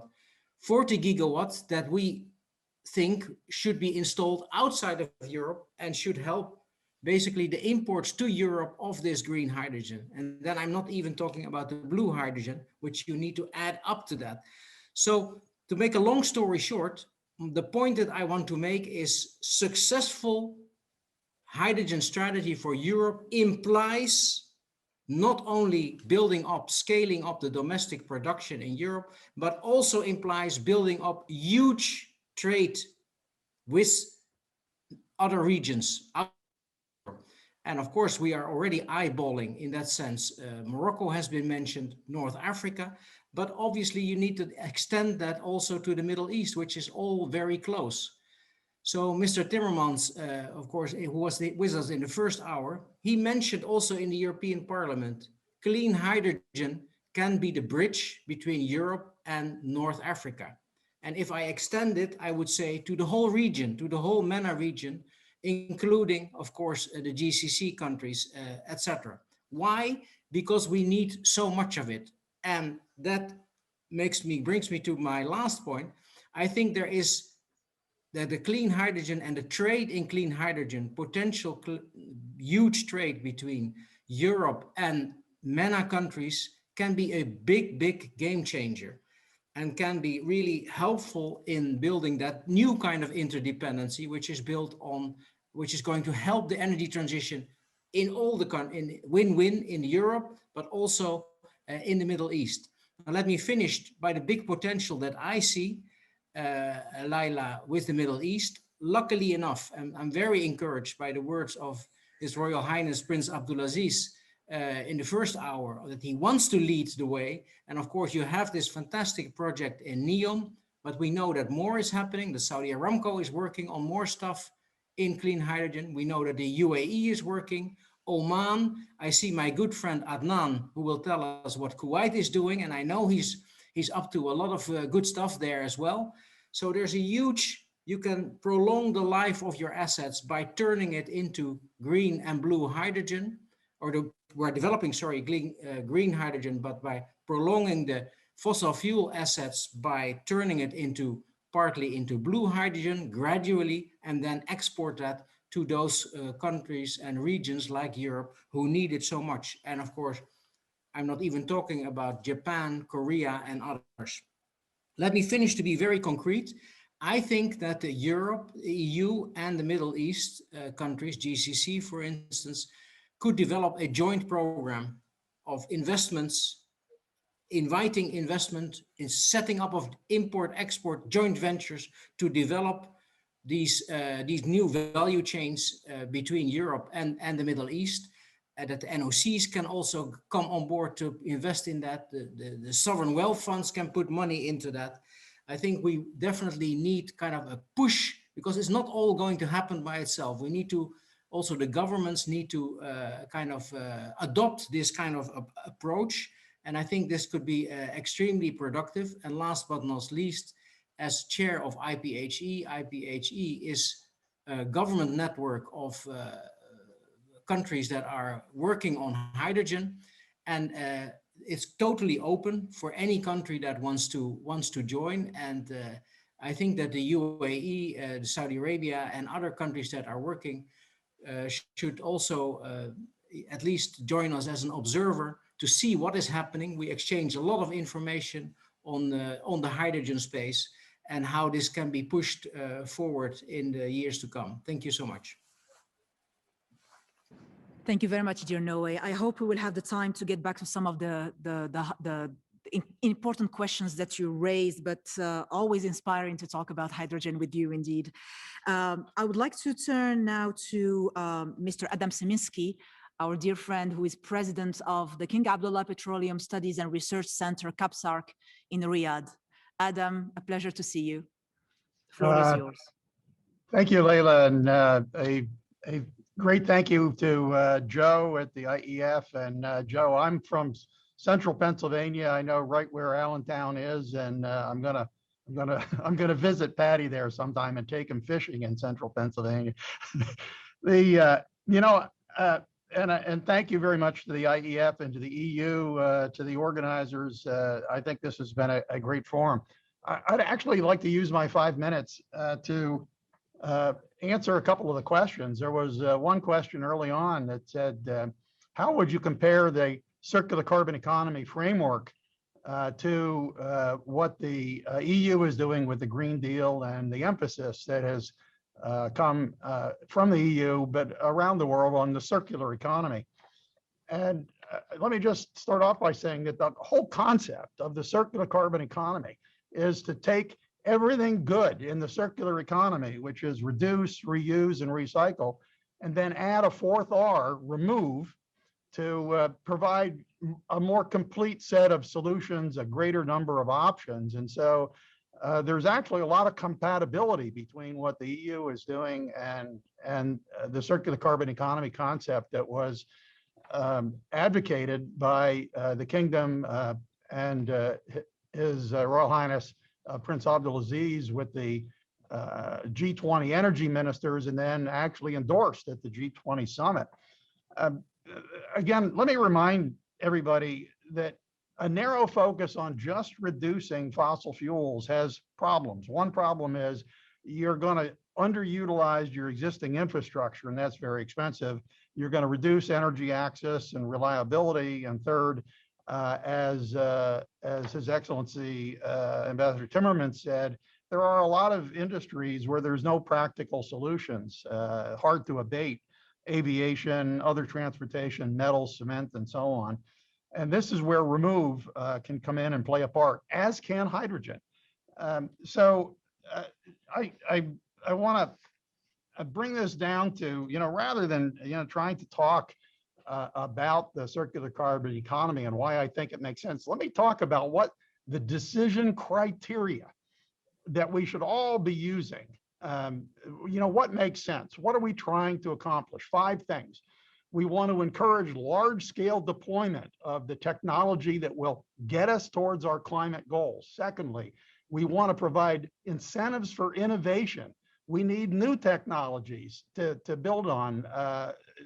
We just heard that we can't do this with the technology set that we have right now. We have to have new technologies. We need to minimize government involvement. A lot of the materials that have gone around as part of this webinar indicated the difficulties associated with COVID-19 and the pandemic. And let me just say that we need to find ways to finance this technology without necessarily having to draw on governments, because the governments are going to be spending a lot of their money trying to protect people's health through the COVID pandemic. The 4th thing that we need to do is increase industry competitiveness, and seeing a lot of pilot projects and demonstration projects, and even the big projects like Air Products and Aqua Power are doing. This is like really, really important. And then finally, we have to minimize system-wide abatement costs. If we can follow these 5 principles, we can do a lot. And I'm going to throw 5 more things in really quickly. Some things are commercial right now. Some things can make sense with emissions regulation and carbon trading. Some can make sense with incentives provided by governments. Some will go forward, as Sefi Ghassemi said, with the private investment fund, for example, in Saudi Arabia, investing in the NEOM green hydrogen ammonia project. And this is, again, the way forward. So I'm going to conclude with saying that, look, the circular carbon economy makes sense for everybody. That's the beauty of it. It provides an opportunity for all of the options to be put on the table, every tool in the toolbox. If you want to build a house, you need more than just a hammer. So let's get everything that we have available and apply it to this effort. Let's fund research and development, align the priorities in R&D with the concepts of the circular carbon economy, and then carry forward with these pilot projects and demonstrations in things like hydrogen, blue hydrogen, green hydrogen, carbon capture, utilization, and sequestration. There's a lot of things that are underway. The chairman didn't brag. My chairman, Prince Abdul Aziz, is the chairman of the CAPSARC Board of Trustees. His Royal Highness, we have the hydrogen project at NEOM. We have blue hydrogen at Aramco. We have enhanced oil recovery going on. We have CO2 to cement projects occurring. We have SABIC converting CO2 into urea and methanol and ethanol. We have CO2 to olefins. We even have, there was a question on nature-based solutions. Saudi Arabia is advocating for a big tree plantation drive here in the kingdom. There is a big effort underway for mangrove, coastal restoration. These are actually very impressive ways to deal with carbon. A lot of these things are underway in the kingdom. And I think that this just shows the seriousness of the approach here. And I'm delighted about it. Thank you, Leila. Thank you very much, Adam, for this menu of options and technologies. And it's true, when we look at it at a pilot stage and also at industrial scale, is definitely needed. And thank you very much for answering the question on nature-based solution, because it was on the list of questions that I had in front of me. So that, thank you very much for that. I would like to turn now to Dr. Adnan Shihab Al-Din, who, sorry, I just need to get back to my notes. Yeah, Dr. Adnan Shihab Al-Din, who was former acting Secretary General of OPEC, recently retired Director General of the Kuwait Foundation for the Advancement of Science, KFAS, and he's also a Gulf Bank board member. Adnan, the floor is yours. Yeah, thank you very much. And I see good friends, and it's 5 minutes, so I'm just going to do away with whatever I prepared before, and I'm just going to try to focus on few things that perhaps are worth mentioning. And I think His Royal Highness really set the stage in his concluding remarks. And in answering the question, he said, let's all agree to reach our targets and commit ourselves to reach our target. But to reach the target of net zero emission, whether by 2050 or 2070, requires all technologies to be put on the table and treated equally. And I think this is the challenge for this current energy transition. And there are a number of issues with that. I mean, we really have to think about, this entails shifting political and policies, consideration that did not exist before. This energy transition, we must do it as fast as we can, not like the previous ones. But luckily, we are benefiting from the fourth industrial revolution in terms of digitizations and so on, electronic. But we have to deal with the relocations of production and demand and supply and trade. And we have to remember that all of this is in the context of a probably more multilateral collaboration that we have seen over the last 10, 20 years. So we have to make that shift. That's not going to be easy. So we have to agree that this will have to be incremental on the one hand, but also it has to be restructuring some fundamental things that we have to do. And I think we need new models so that all states will have the flexibility to participate in what His Royal Highness said, let's all agree toward that target. Some countries, and I think it was Gassimi that said that it doesn't matter. Some countries are using gray hydrogen because it does solve a major problem for them at the present time. That doesn't mean that they will not be working toward green hydrogen. They will be, but for the time being, they go for it. And I think another issue that we have to deal with, governments sometimes, and I have to say that, in Europe, for example, sometimes you hear the word green, green, green. But really what matters is net zero, net zero, net zero. That's really what matters for all of us. If we can arrive at net zero emission by 2050, whether it's photovoltaic, whether it is solar, wind, it doesn't matter whether it is through blue hydrogen or even turquoise hydrogen from nuclear, that's fine. And I think we have to keep all of our options open. And we should stay away from this business of there will be winners and losers. We should find a framework where all of us will be winners to some extent. Some of us may be more than others, but that's fine.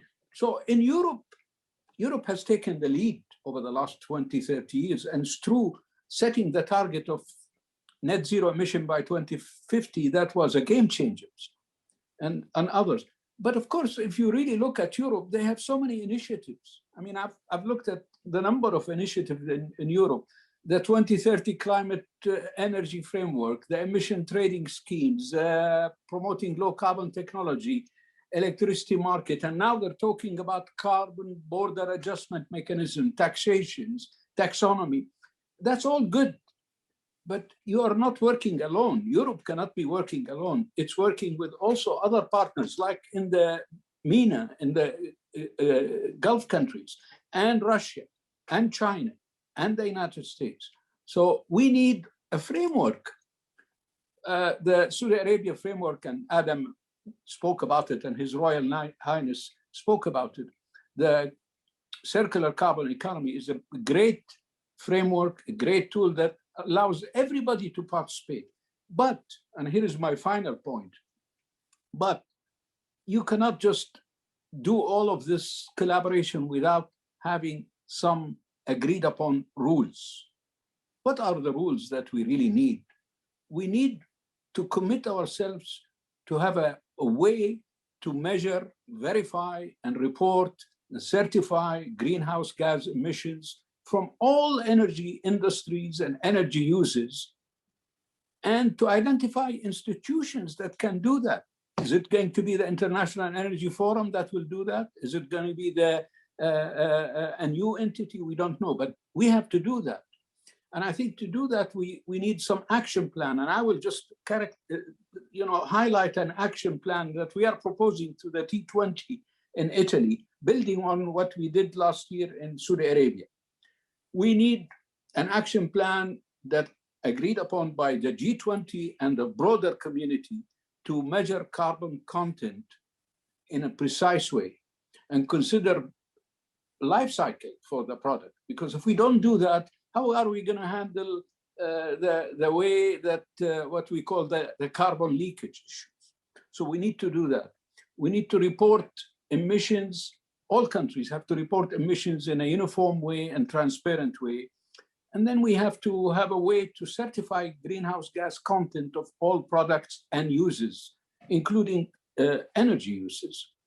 And I think this is very important because if we're going to favor low carbon products on a life cycle basis, we need such framework for us to move forward. And we are proposing to the T20 in Italy and to the G20 through such a policy brief to achieve that. Now, let me turn to my good friend Noy. I don't know, I see him here, about Kuwait. And I'll just say one final word about Kuwait. We just completed in the Kuwait Foundation for the Advancement of Science, after about a year and a half, COVID kind of slowed us down, a white paper on hydrogen that would include green and blue hydrogen. And we put it to the government, and we are hoping that the government will act quickly. Today is our national day, so they're not going to act today, but hopefully very soon that they will act. And I hope that we will learn the lessons that and follow the leadership of Saudi Arabia, and we have proposed some big projects there that call for cooperation and collaboration, including with Europe. And I will close here. Thank you very much. Thank you very much, Adnan. I think, yes, we're getting back to the issue of monetizing carbon intensity and carbon content of different energy sources. And I know you think about hydrocarbons as well. So we will definitely try to tackle that. And I will turn to maybe Iberdrola might have some answers to that, to Mr. Agustin Delgado, who is Head of Innovation and Energy Policy and Quality of Iberdrola. Agustin, the floor is yours. Yeah, thank you. Thank you for inviting me to the EIF. Well, my point is not going to be so much about how to achieve the goal for 2050 and be net zero carbon.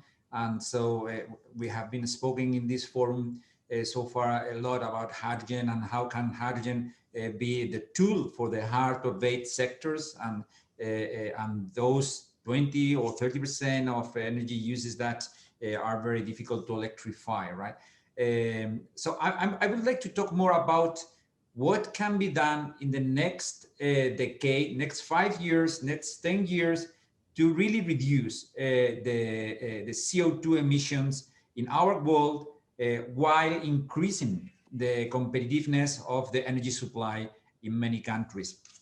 And well, I think that we all agree that there is a change that is happening in our power sector.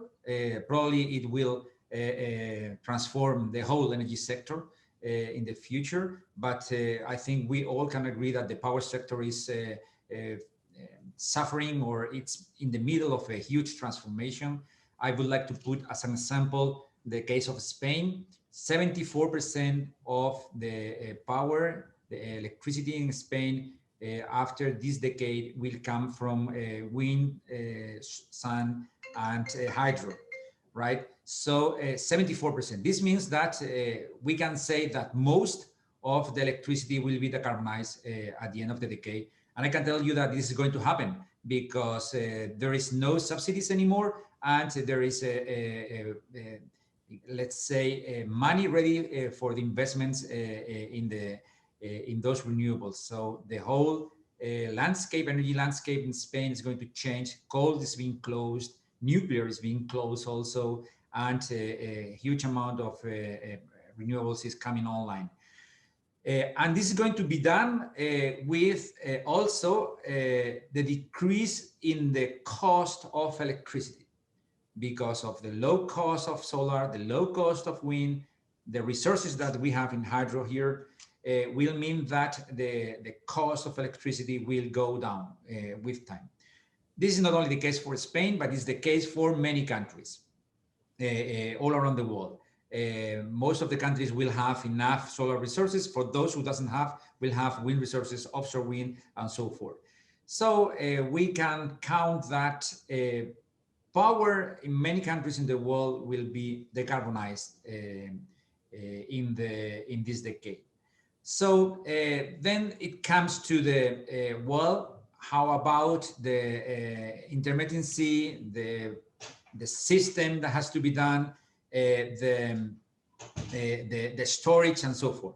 So I think in this decade, we will see how policies, markets, capacity markets, technology, batteries, pumping hydro, and so forth will come online to address this challenge.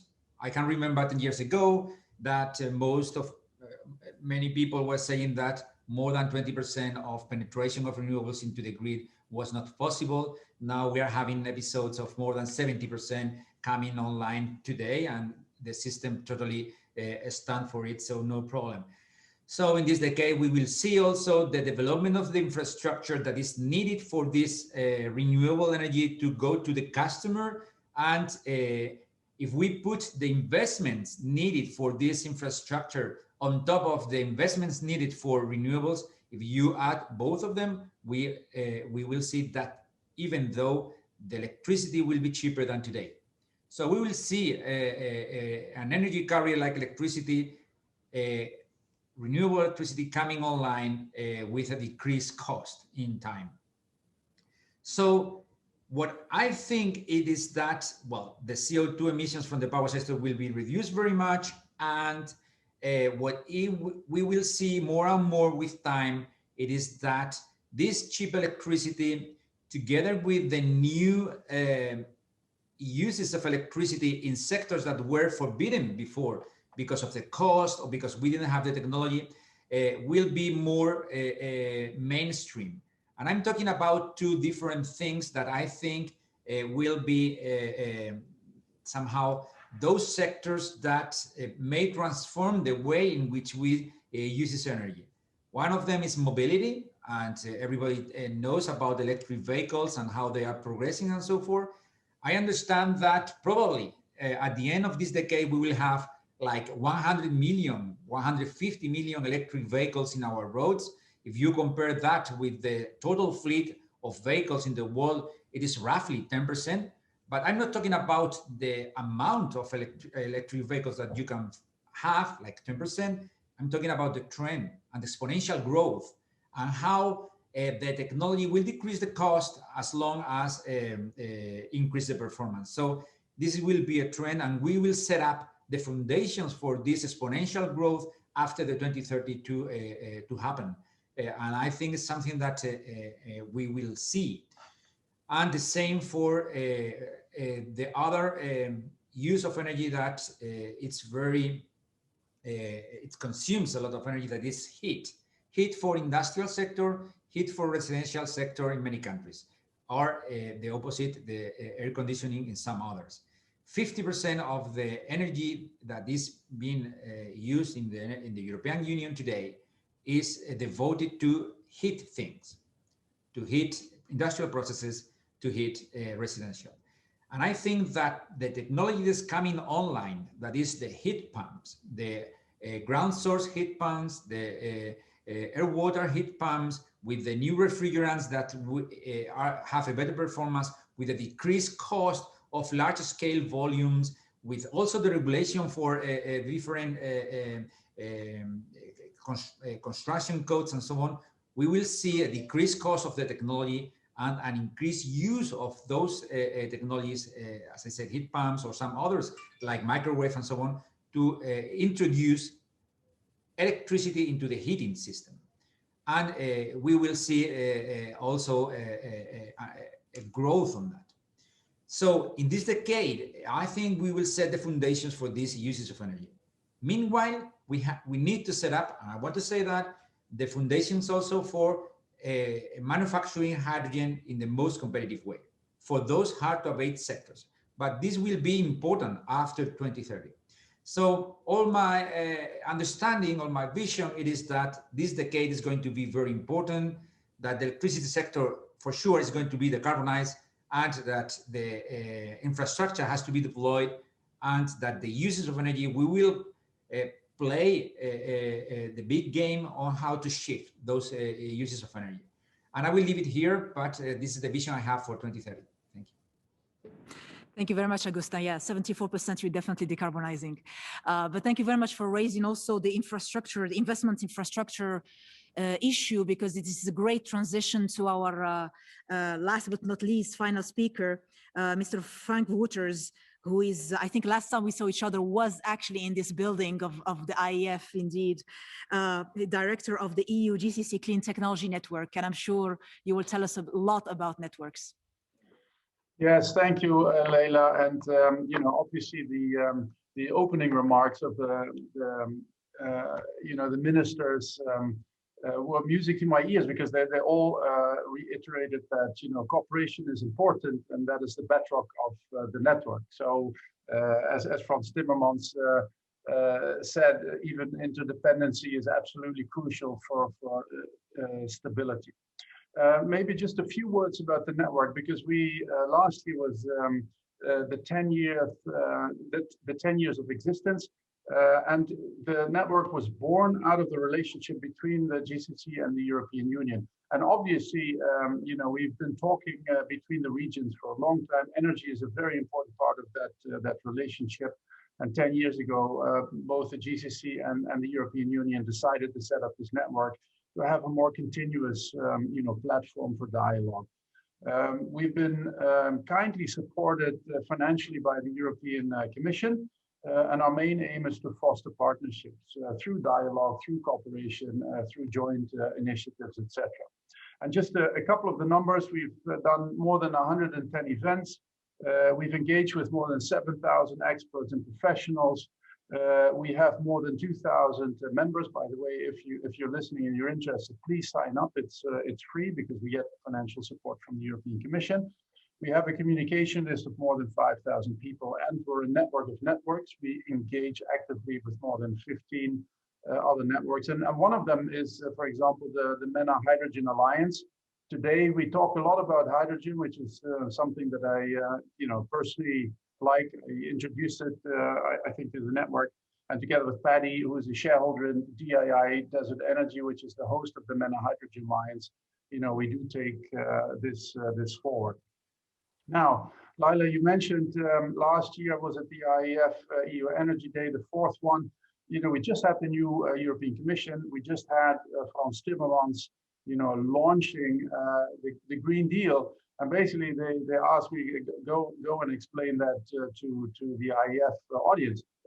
And it really felt like, you know, you're going to the butcher shop and you're telling him you want to become a vegetarian. You know, it's not like immediately everybody was super excited about you know, the net zero carbon targets of the European Union. And I think what we're seeing now, and also the discussion we're having today, and which has emerged over the last couple of months, is an entirely new narrative. So the fact that we're now, you know, working on new molecules, on new fuels of the future that will be beyond, you know, if you will, the hydrocarbons that we're having today, I think that's fantastic. I think there is a growing realization on both sides that this is a great opportunity. And, you know, let's take back, because let's look back a couple of years. In 2019, we actually published the North Africa-Europe Hydrogen Manifesto, which laid out a vision for Europe, an energy system for Europe by 2050, which would be 50% electricity, and I think we've discussed that enough today, 50% hydrogen, and that has to be low carbon hydrogen. And then if you do the maths, 50% roundabout of that will have to be imported. And these are, this is something that many speakers already have alluded to today. Europe can never be, independent energy-wise. 54% of primary energy, as Noé already said, is imported today. That won't change massively in the future. And this is a great opportunity. So the 2050 was a vision paper as far off. We then thought, okay, what do we need to do now? And what does that mean for 2030? So that led to the next paper, the 2x40 gigawatt initiative, which actually found its way. It was published by Hydrogen Europe, an industry association. It did find its way in the European hydrogen strategy. So that was a very impactful exercise, to be honest. Now, if we look at all these hydrogen strategies in Europe, they're hugely ambitious. I mean, Europe refers to the ambitious scenario of the fuel cell and hydrogen joint undertaking, which is 24% of final energy by 2050. And to put that into perspective, the Hydrogen Council's 18% of hydrogen as a share of the final energy is already a $2.5 trillion industry. So that's bigger than oil and gas combined now. Europe's ambition is bigger than that. So this is going to be, I think, huge. And I think everybody today has already mentioned that. So there's two things. Europe will remain an energy importer. And as Frans Timmermans has said, hydrogen will become an important part of that. What's next? I mean, we've seen the ambitions, not just Europe as a whole has a hydrogen strategy, but many countries. Norway has been very instrumental in crafting the Dutch one. Germany, France, Austria, many European member states have hydrogen strategies, and they're all rich in ambition. But to be fair, still very poor in policy detail. I mean, that's the next thing that we need to do. And one of the things that we've been working on over the last couple of months is actually on a Hydrogen Act, which is a legal framework for hydrogen, looking at infrastructure and looking at markets. What do you need to do as concrete next steps to actually make this work and get this whole massive shift from fossil fuels to hydrogen in a practical sense? And I think this is also something that we now need to take to this region and start a cooperation. So in my view, and I would like to basically finish with four concrete proposals for an interregional dialogue. I think it would be good, we will publish this Hydrogen Act in the next couple of weeks.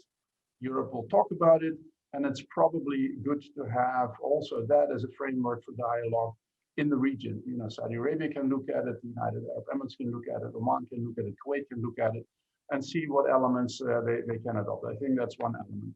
The second one, we do need cooperation on standards. I think it's been mentioned a few times. Norway is working on that. Guarantees of origin. Dr. Adnan mentioned it. Europe is doing this.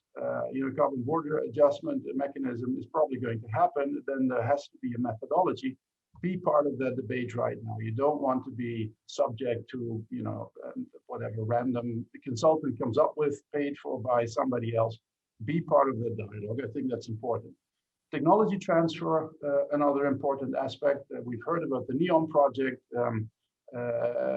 Most of that is actually European technology. We have ThyssenKrupp electrolyzers. We'll probably have Vestas wind turbines. We have Danish ammonia technology. Solar panels come from China, but most of it is actually European. And there is a drive towards local value creation, manufacturing, etc. I think that's something we need to think about and work on. And then markets. I think it's been mentioned a few times. At the moment, we're still a very early stage. Markets are not liquid. We're talking about new products. Green ammonia hasn't been made before, so all of that needs support in the beginning. And one of the major things is, if I look at the local stakeholders, many people know where to make hydrogen or ammonia. They know how to do that.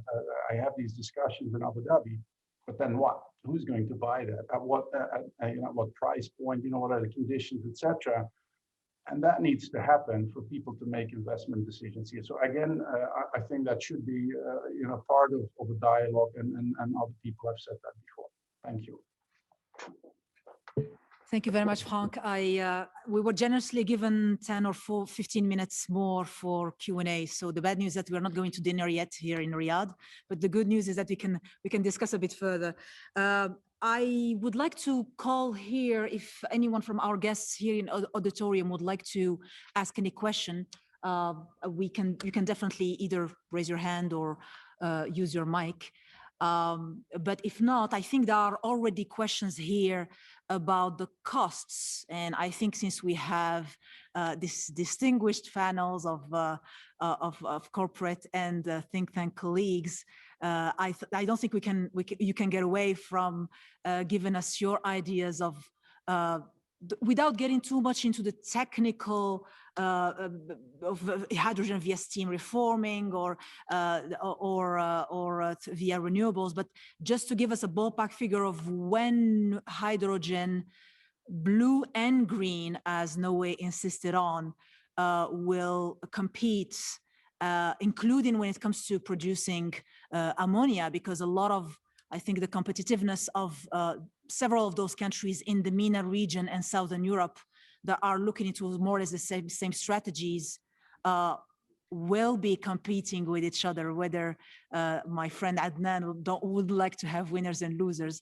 But would you like to give us some ideas about the costs per se? Here in the chat, there is a $2 per kilogram cost figure that is, and I think the question is more directed towards air products, but I will open it to our panelists.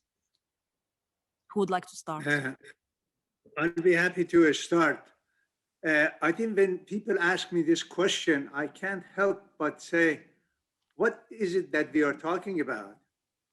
If you want cheap hydrogen, we can produce by $2. We can give you $1.50 hydrogen today, made from hydrocarbons. So when people talk about competitiveness, what is it? We want to go green at the same price that we want to have from hydrocarbons, then why bother? Then why don't we just use hydrocarbons? So what is the price? The price is what the market bears. And the price is going to be, I mean, what is the price of oil? One day it is $150, another day is $60, and sometimes it's $250. That is going to be the case with green hydrogen. It is going to depend on the supply and demand. So for us to come and give a price, I said, compared to what? I mean, just saying that I have a piece of diamond, the price is this. Yeah, but compared to, people, there's not that many of it, so the price is what it is. Because if the objective is that, well, we want to convert to green hydrogen, but we want it to be cheaper than gasoline, then it doesn't work. In that case, we just give you, gray hydrogen today at even cheaper than $2. Today, there is a market price for gray hydrogen for mobility. That is about $10, $11 per kilogram. Green hydrogen is going to be more expensive than that. Obviously, talking as chairman of Air Products, I hope by a lot more than that. But it depends on the supply demand. That is what it is. But as long as I have the opportunity to talk here, can I just address one other question? With this transition to green and carbon-free and all of that, mankind today possesses the technology to do that tomorrow. There is plenty of money in the private sector to invest in it. What the governments need to do is to create the demand. That is mandating the use of green hydrogen. And I think the only way to do that in a practical way around the world would be to have a global carbon tax. Nobody wants to talk about it because it's such a sensitive issue. But if you really want to make this thing happen, you need to have a global carbon tax that is tradable between different nations, and then everybody can work within that framework and move forward. But other than that, you know, we know how to make this stuff. We have the technology. It's just the fact that we, as a private company, if you make something, if there's nobody to buy it, then we'll stop making it. So it's going to be very simple in terms of the supply demand. Okay, I think I used a lot of time, Leila. Thank you for the opportunity. Laila, if I can, I knew you were dying. Go ahead, Noe. if I can add in my 2 cents, of course, I mean, I'm not an industry player like Saifi, Mr. Ghasemi, who made of course, a couple of very valid points. But let me just come from another angle. I mean, I would say that most strategies at the moment, most governments, and even a lot of actually industry players, have a kind of a guesstimate or an assumption that around 2030, that it will take us 10 years, roughly 10 years, to get more or less to get the blue and the green hydrogen to prices which are comparable. If you take into account, of course, and there Mr. Ghasemi's points come in, the carbon price, because there needs to be, of course, a price on carbon, because otherwise it's always going to be more expensive than if you make it from hydrocarbons. But of course, that is in a way, not a valid comparison, because carbon, as we know, has a price. That's why we are talking about all this stuff, so we need to, I mean, to be honest, I think that ultimately we need to look at all of these things as what is the best net zero emissions alternative for any application. And in many cases, that will be clean hydrogen. And in some cases, it might be something else. But I think we are going through, if the scale up is going to be successful, we're going to see a driving down of the cost similar to solar and wind. That is at least what, I mean, I like very much what the IEA has been saying for quite some time now. Electrolyzers are now, for green hydrogen, are now where solar and wind was 10, 15 years ago. So we're going to see, if we are successful in this scaling up, probably a similar, I mean, it's no guarantee, but this is what we should all be working on, both in terms of the innovation space and in terms of policies that push that curve down as much as we can. And at the end of the day, we have no other solution. And it's not that doing nothing has no cost. Climate change is extremely costly, as we are seeing day in, day out. Leila, if I can.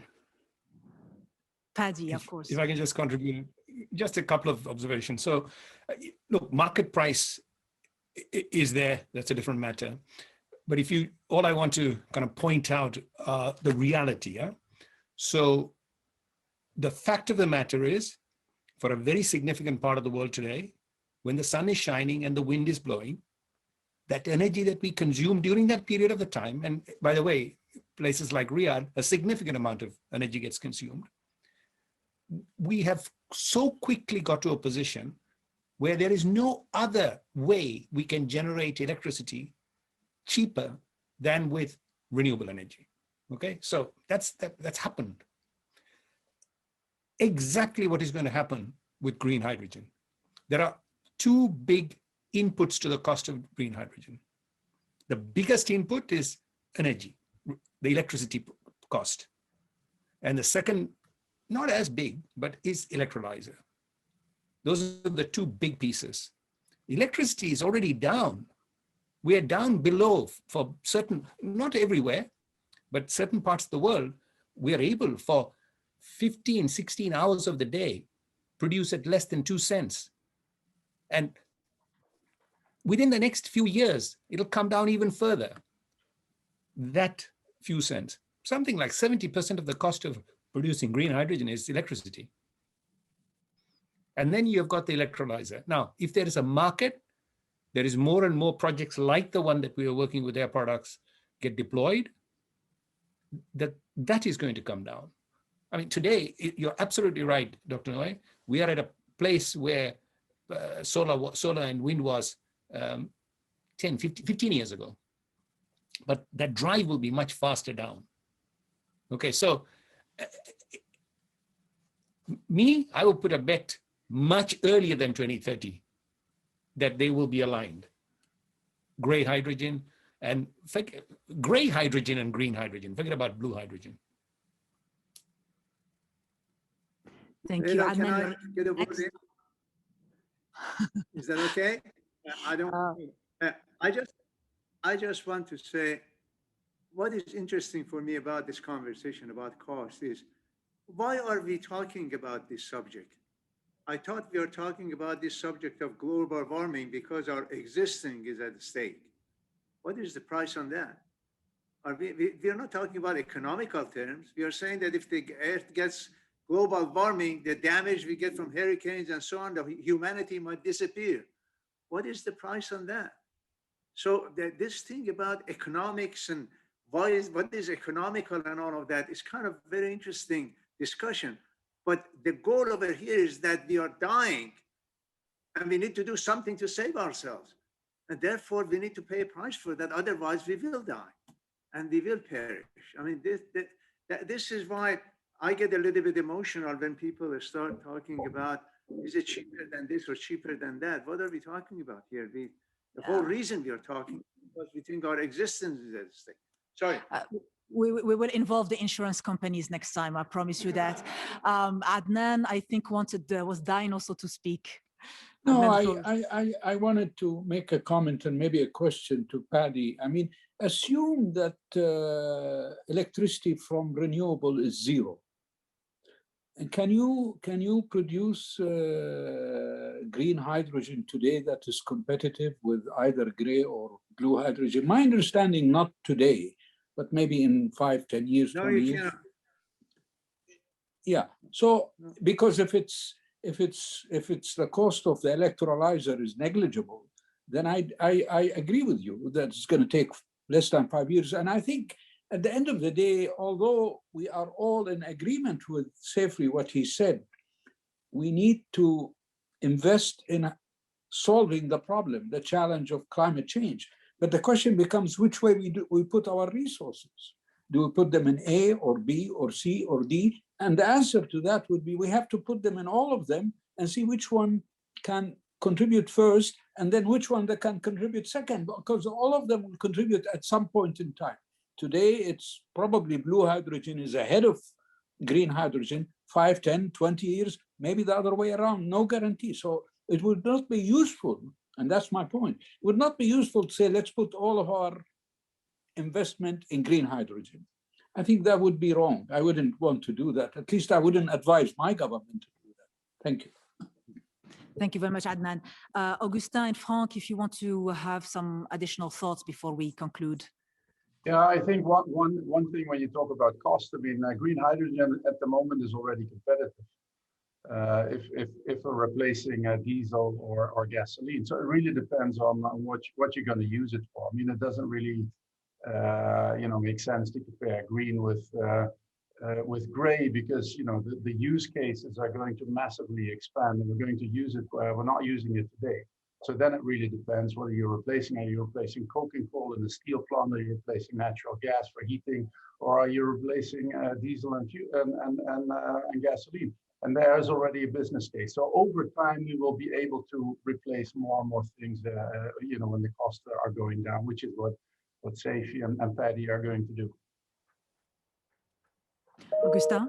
Yes, well, the cost of electrolyzer could be knowledgeable if you can find many hours with very low electricity cost. So this is the compromise. If you have many hours of low electricity cost, then the electrolyzer cost is negligible. But if you only have 2,000 hours, then it's higher. I would like to share the challenge that I think we have about hydrogen in this decade, and I think it is that we in the world today. It is being consumed like 80 million tons of hydrogen as a feedstock for many industries, refineries, ammonia production plants, fertilizers, chemistry industry, and so on. So I would say, let's start decarbonizing the current hydrogen consumption today. It can be done before figuring out how other uses like in steel and cement, for sure, we have to think about that. But we have real hydrogen demand today. it's producing CO2 emissions, the hydrogen demand today, as much as a country like Germany.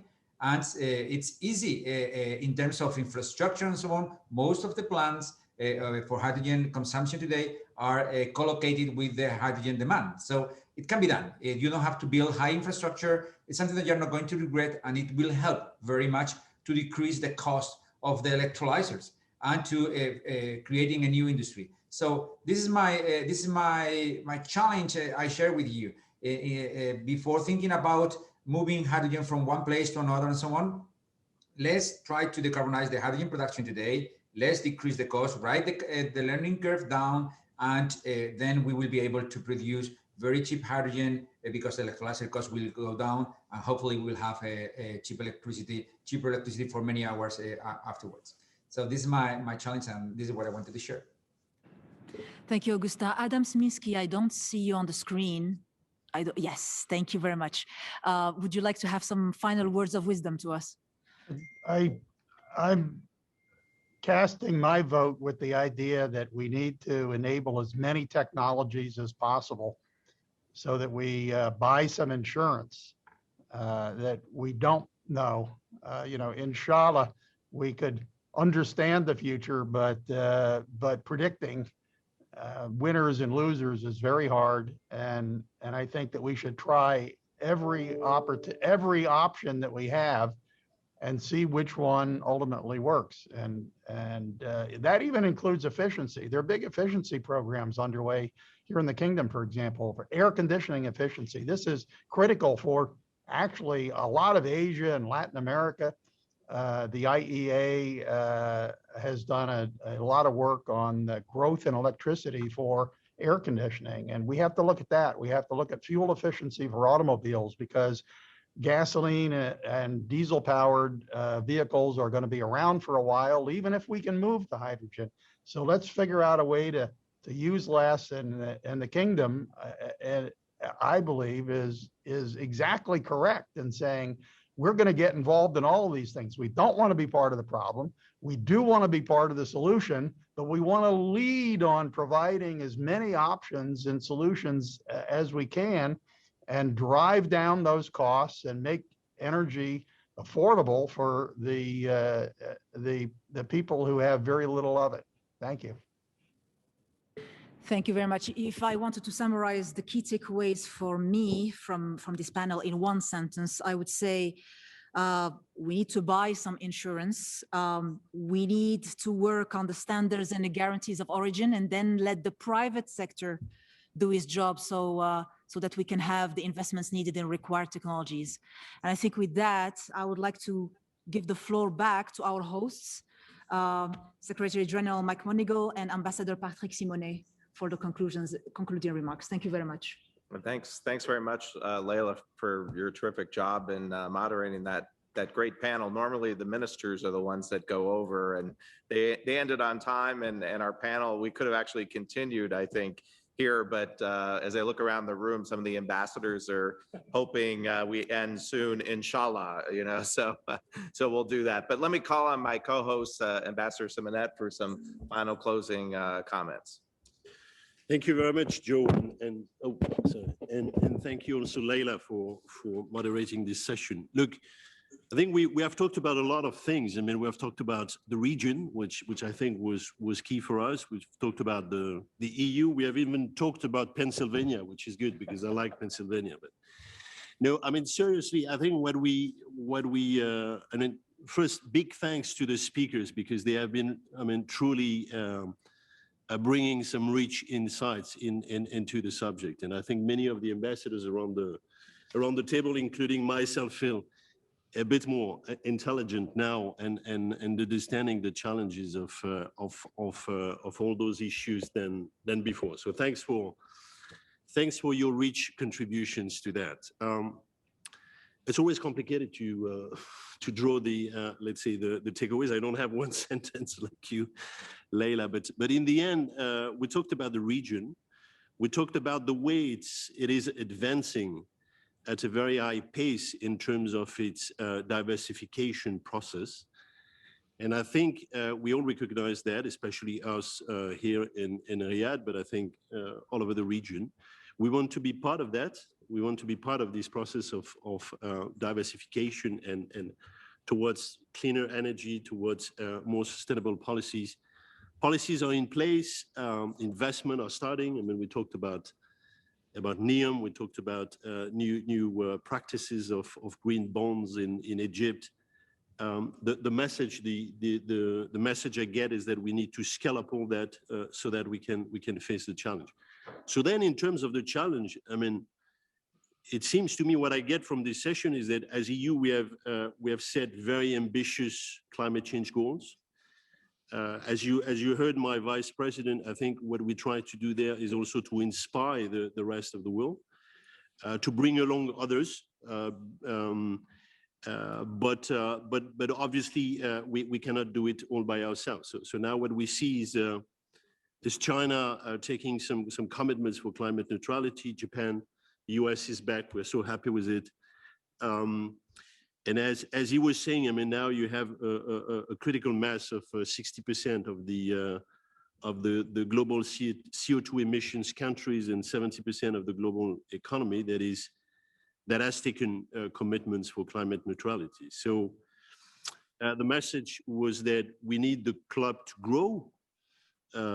We would very much like to see the Kingdom of Saudi Arabia joining the club. I think it was very encouraging to hear His Royal Highness Prince Abdul Aziz to say that this is really part of the objectives of the kingdom to have that as an objective. I think we got also very much from him that we need to be flexible.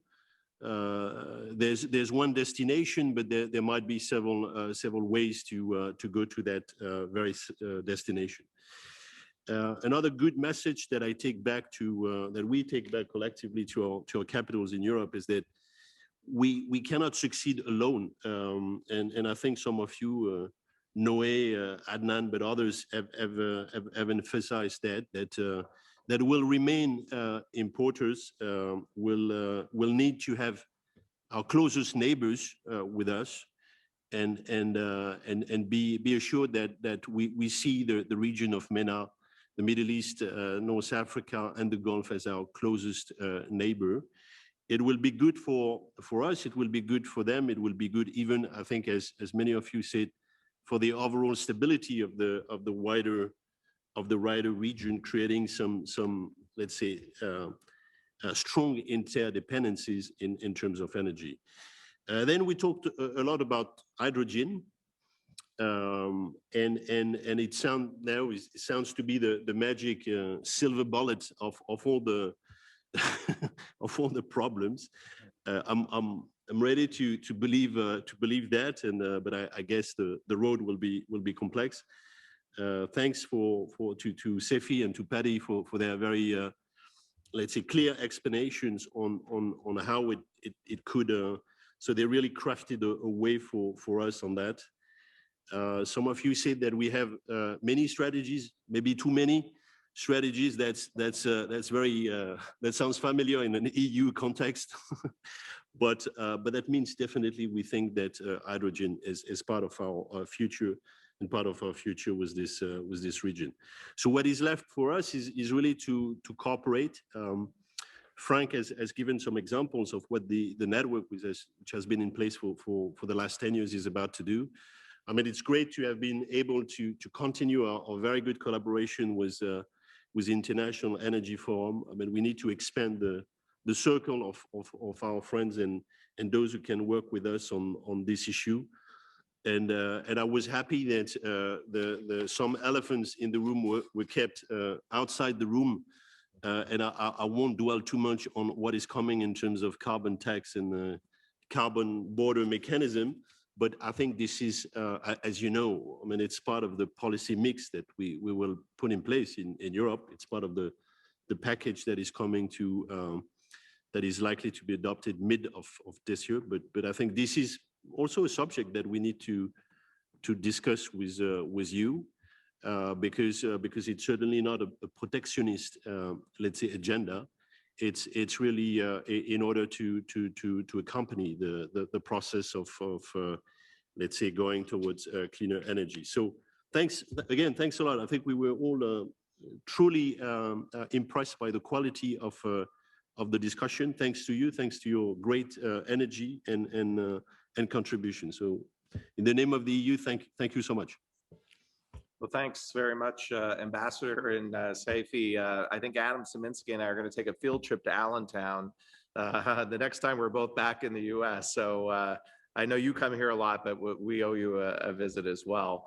Let me just thank again the Ambassador and his mission here for helping put together this program and participating and by also generating a higher level of participation. I think it's the first time we've really had ministers participate at this type of an event. And just to echo what he said, I think despite the different pathways charted to net zero, I think policymakers all have the same goal, and much can be won if we build back better by capitalizing on this new energy and climate solidarity that 2020 has created. The IEF certainly looks forward to continuing the dialogue in the weeks and months ahead, and maybe take on some of the suggestions that Adnan has suggested. So thank you all again for joining us today, everyone on the Zoom platform, everybody listening and watching on the live stream. Have a great rest of the day or night, wherever you may be watching from around the world. Thank you very much. Thank you, Joe. See you in Pennsylvania, Joe. Thank Okay, you. great. Thank you. As-salama. Thank you very much.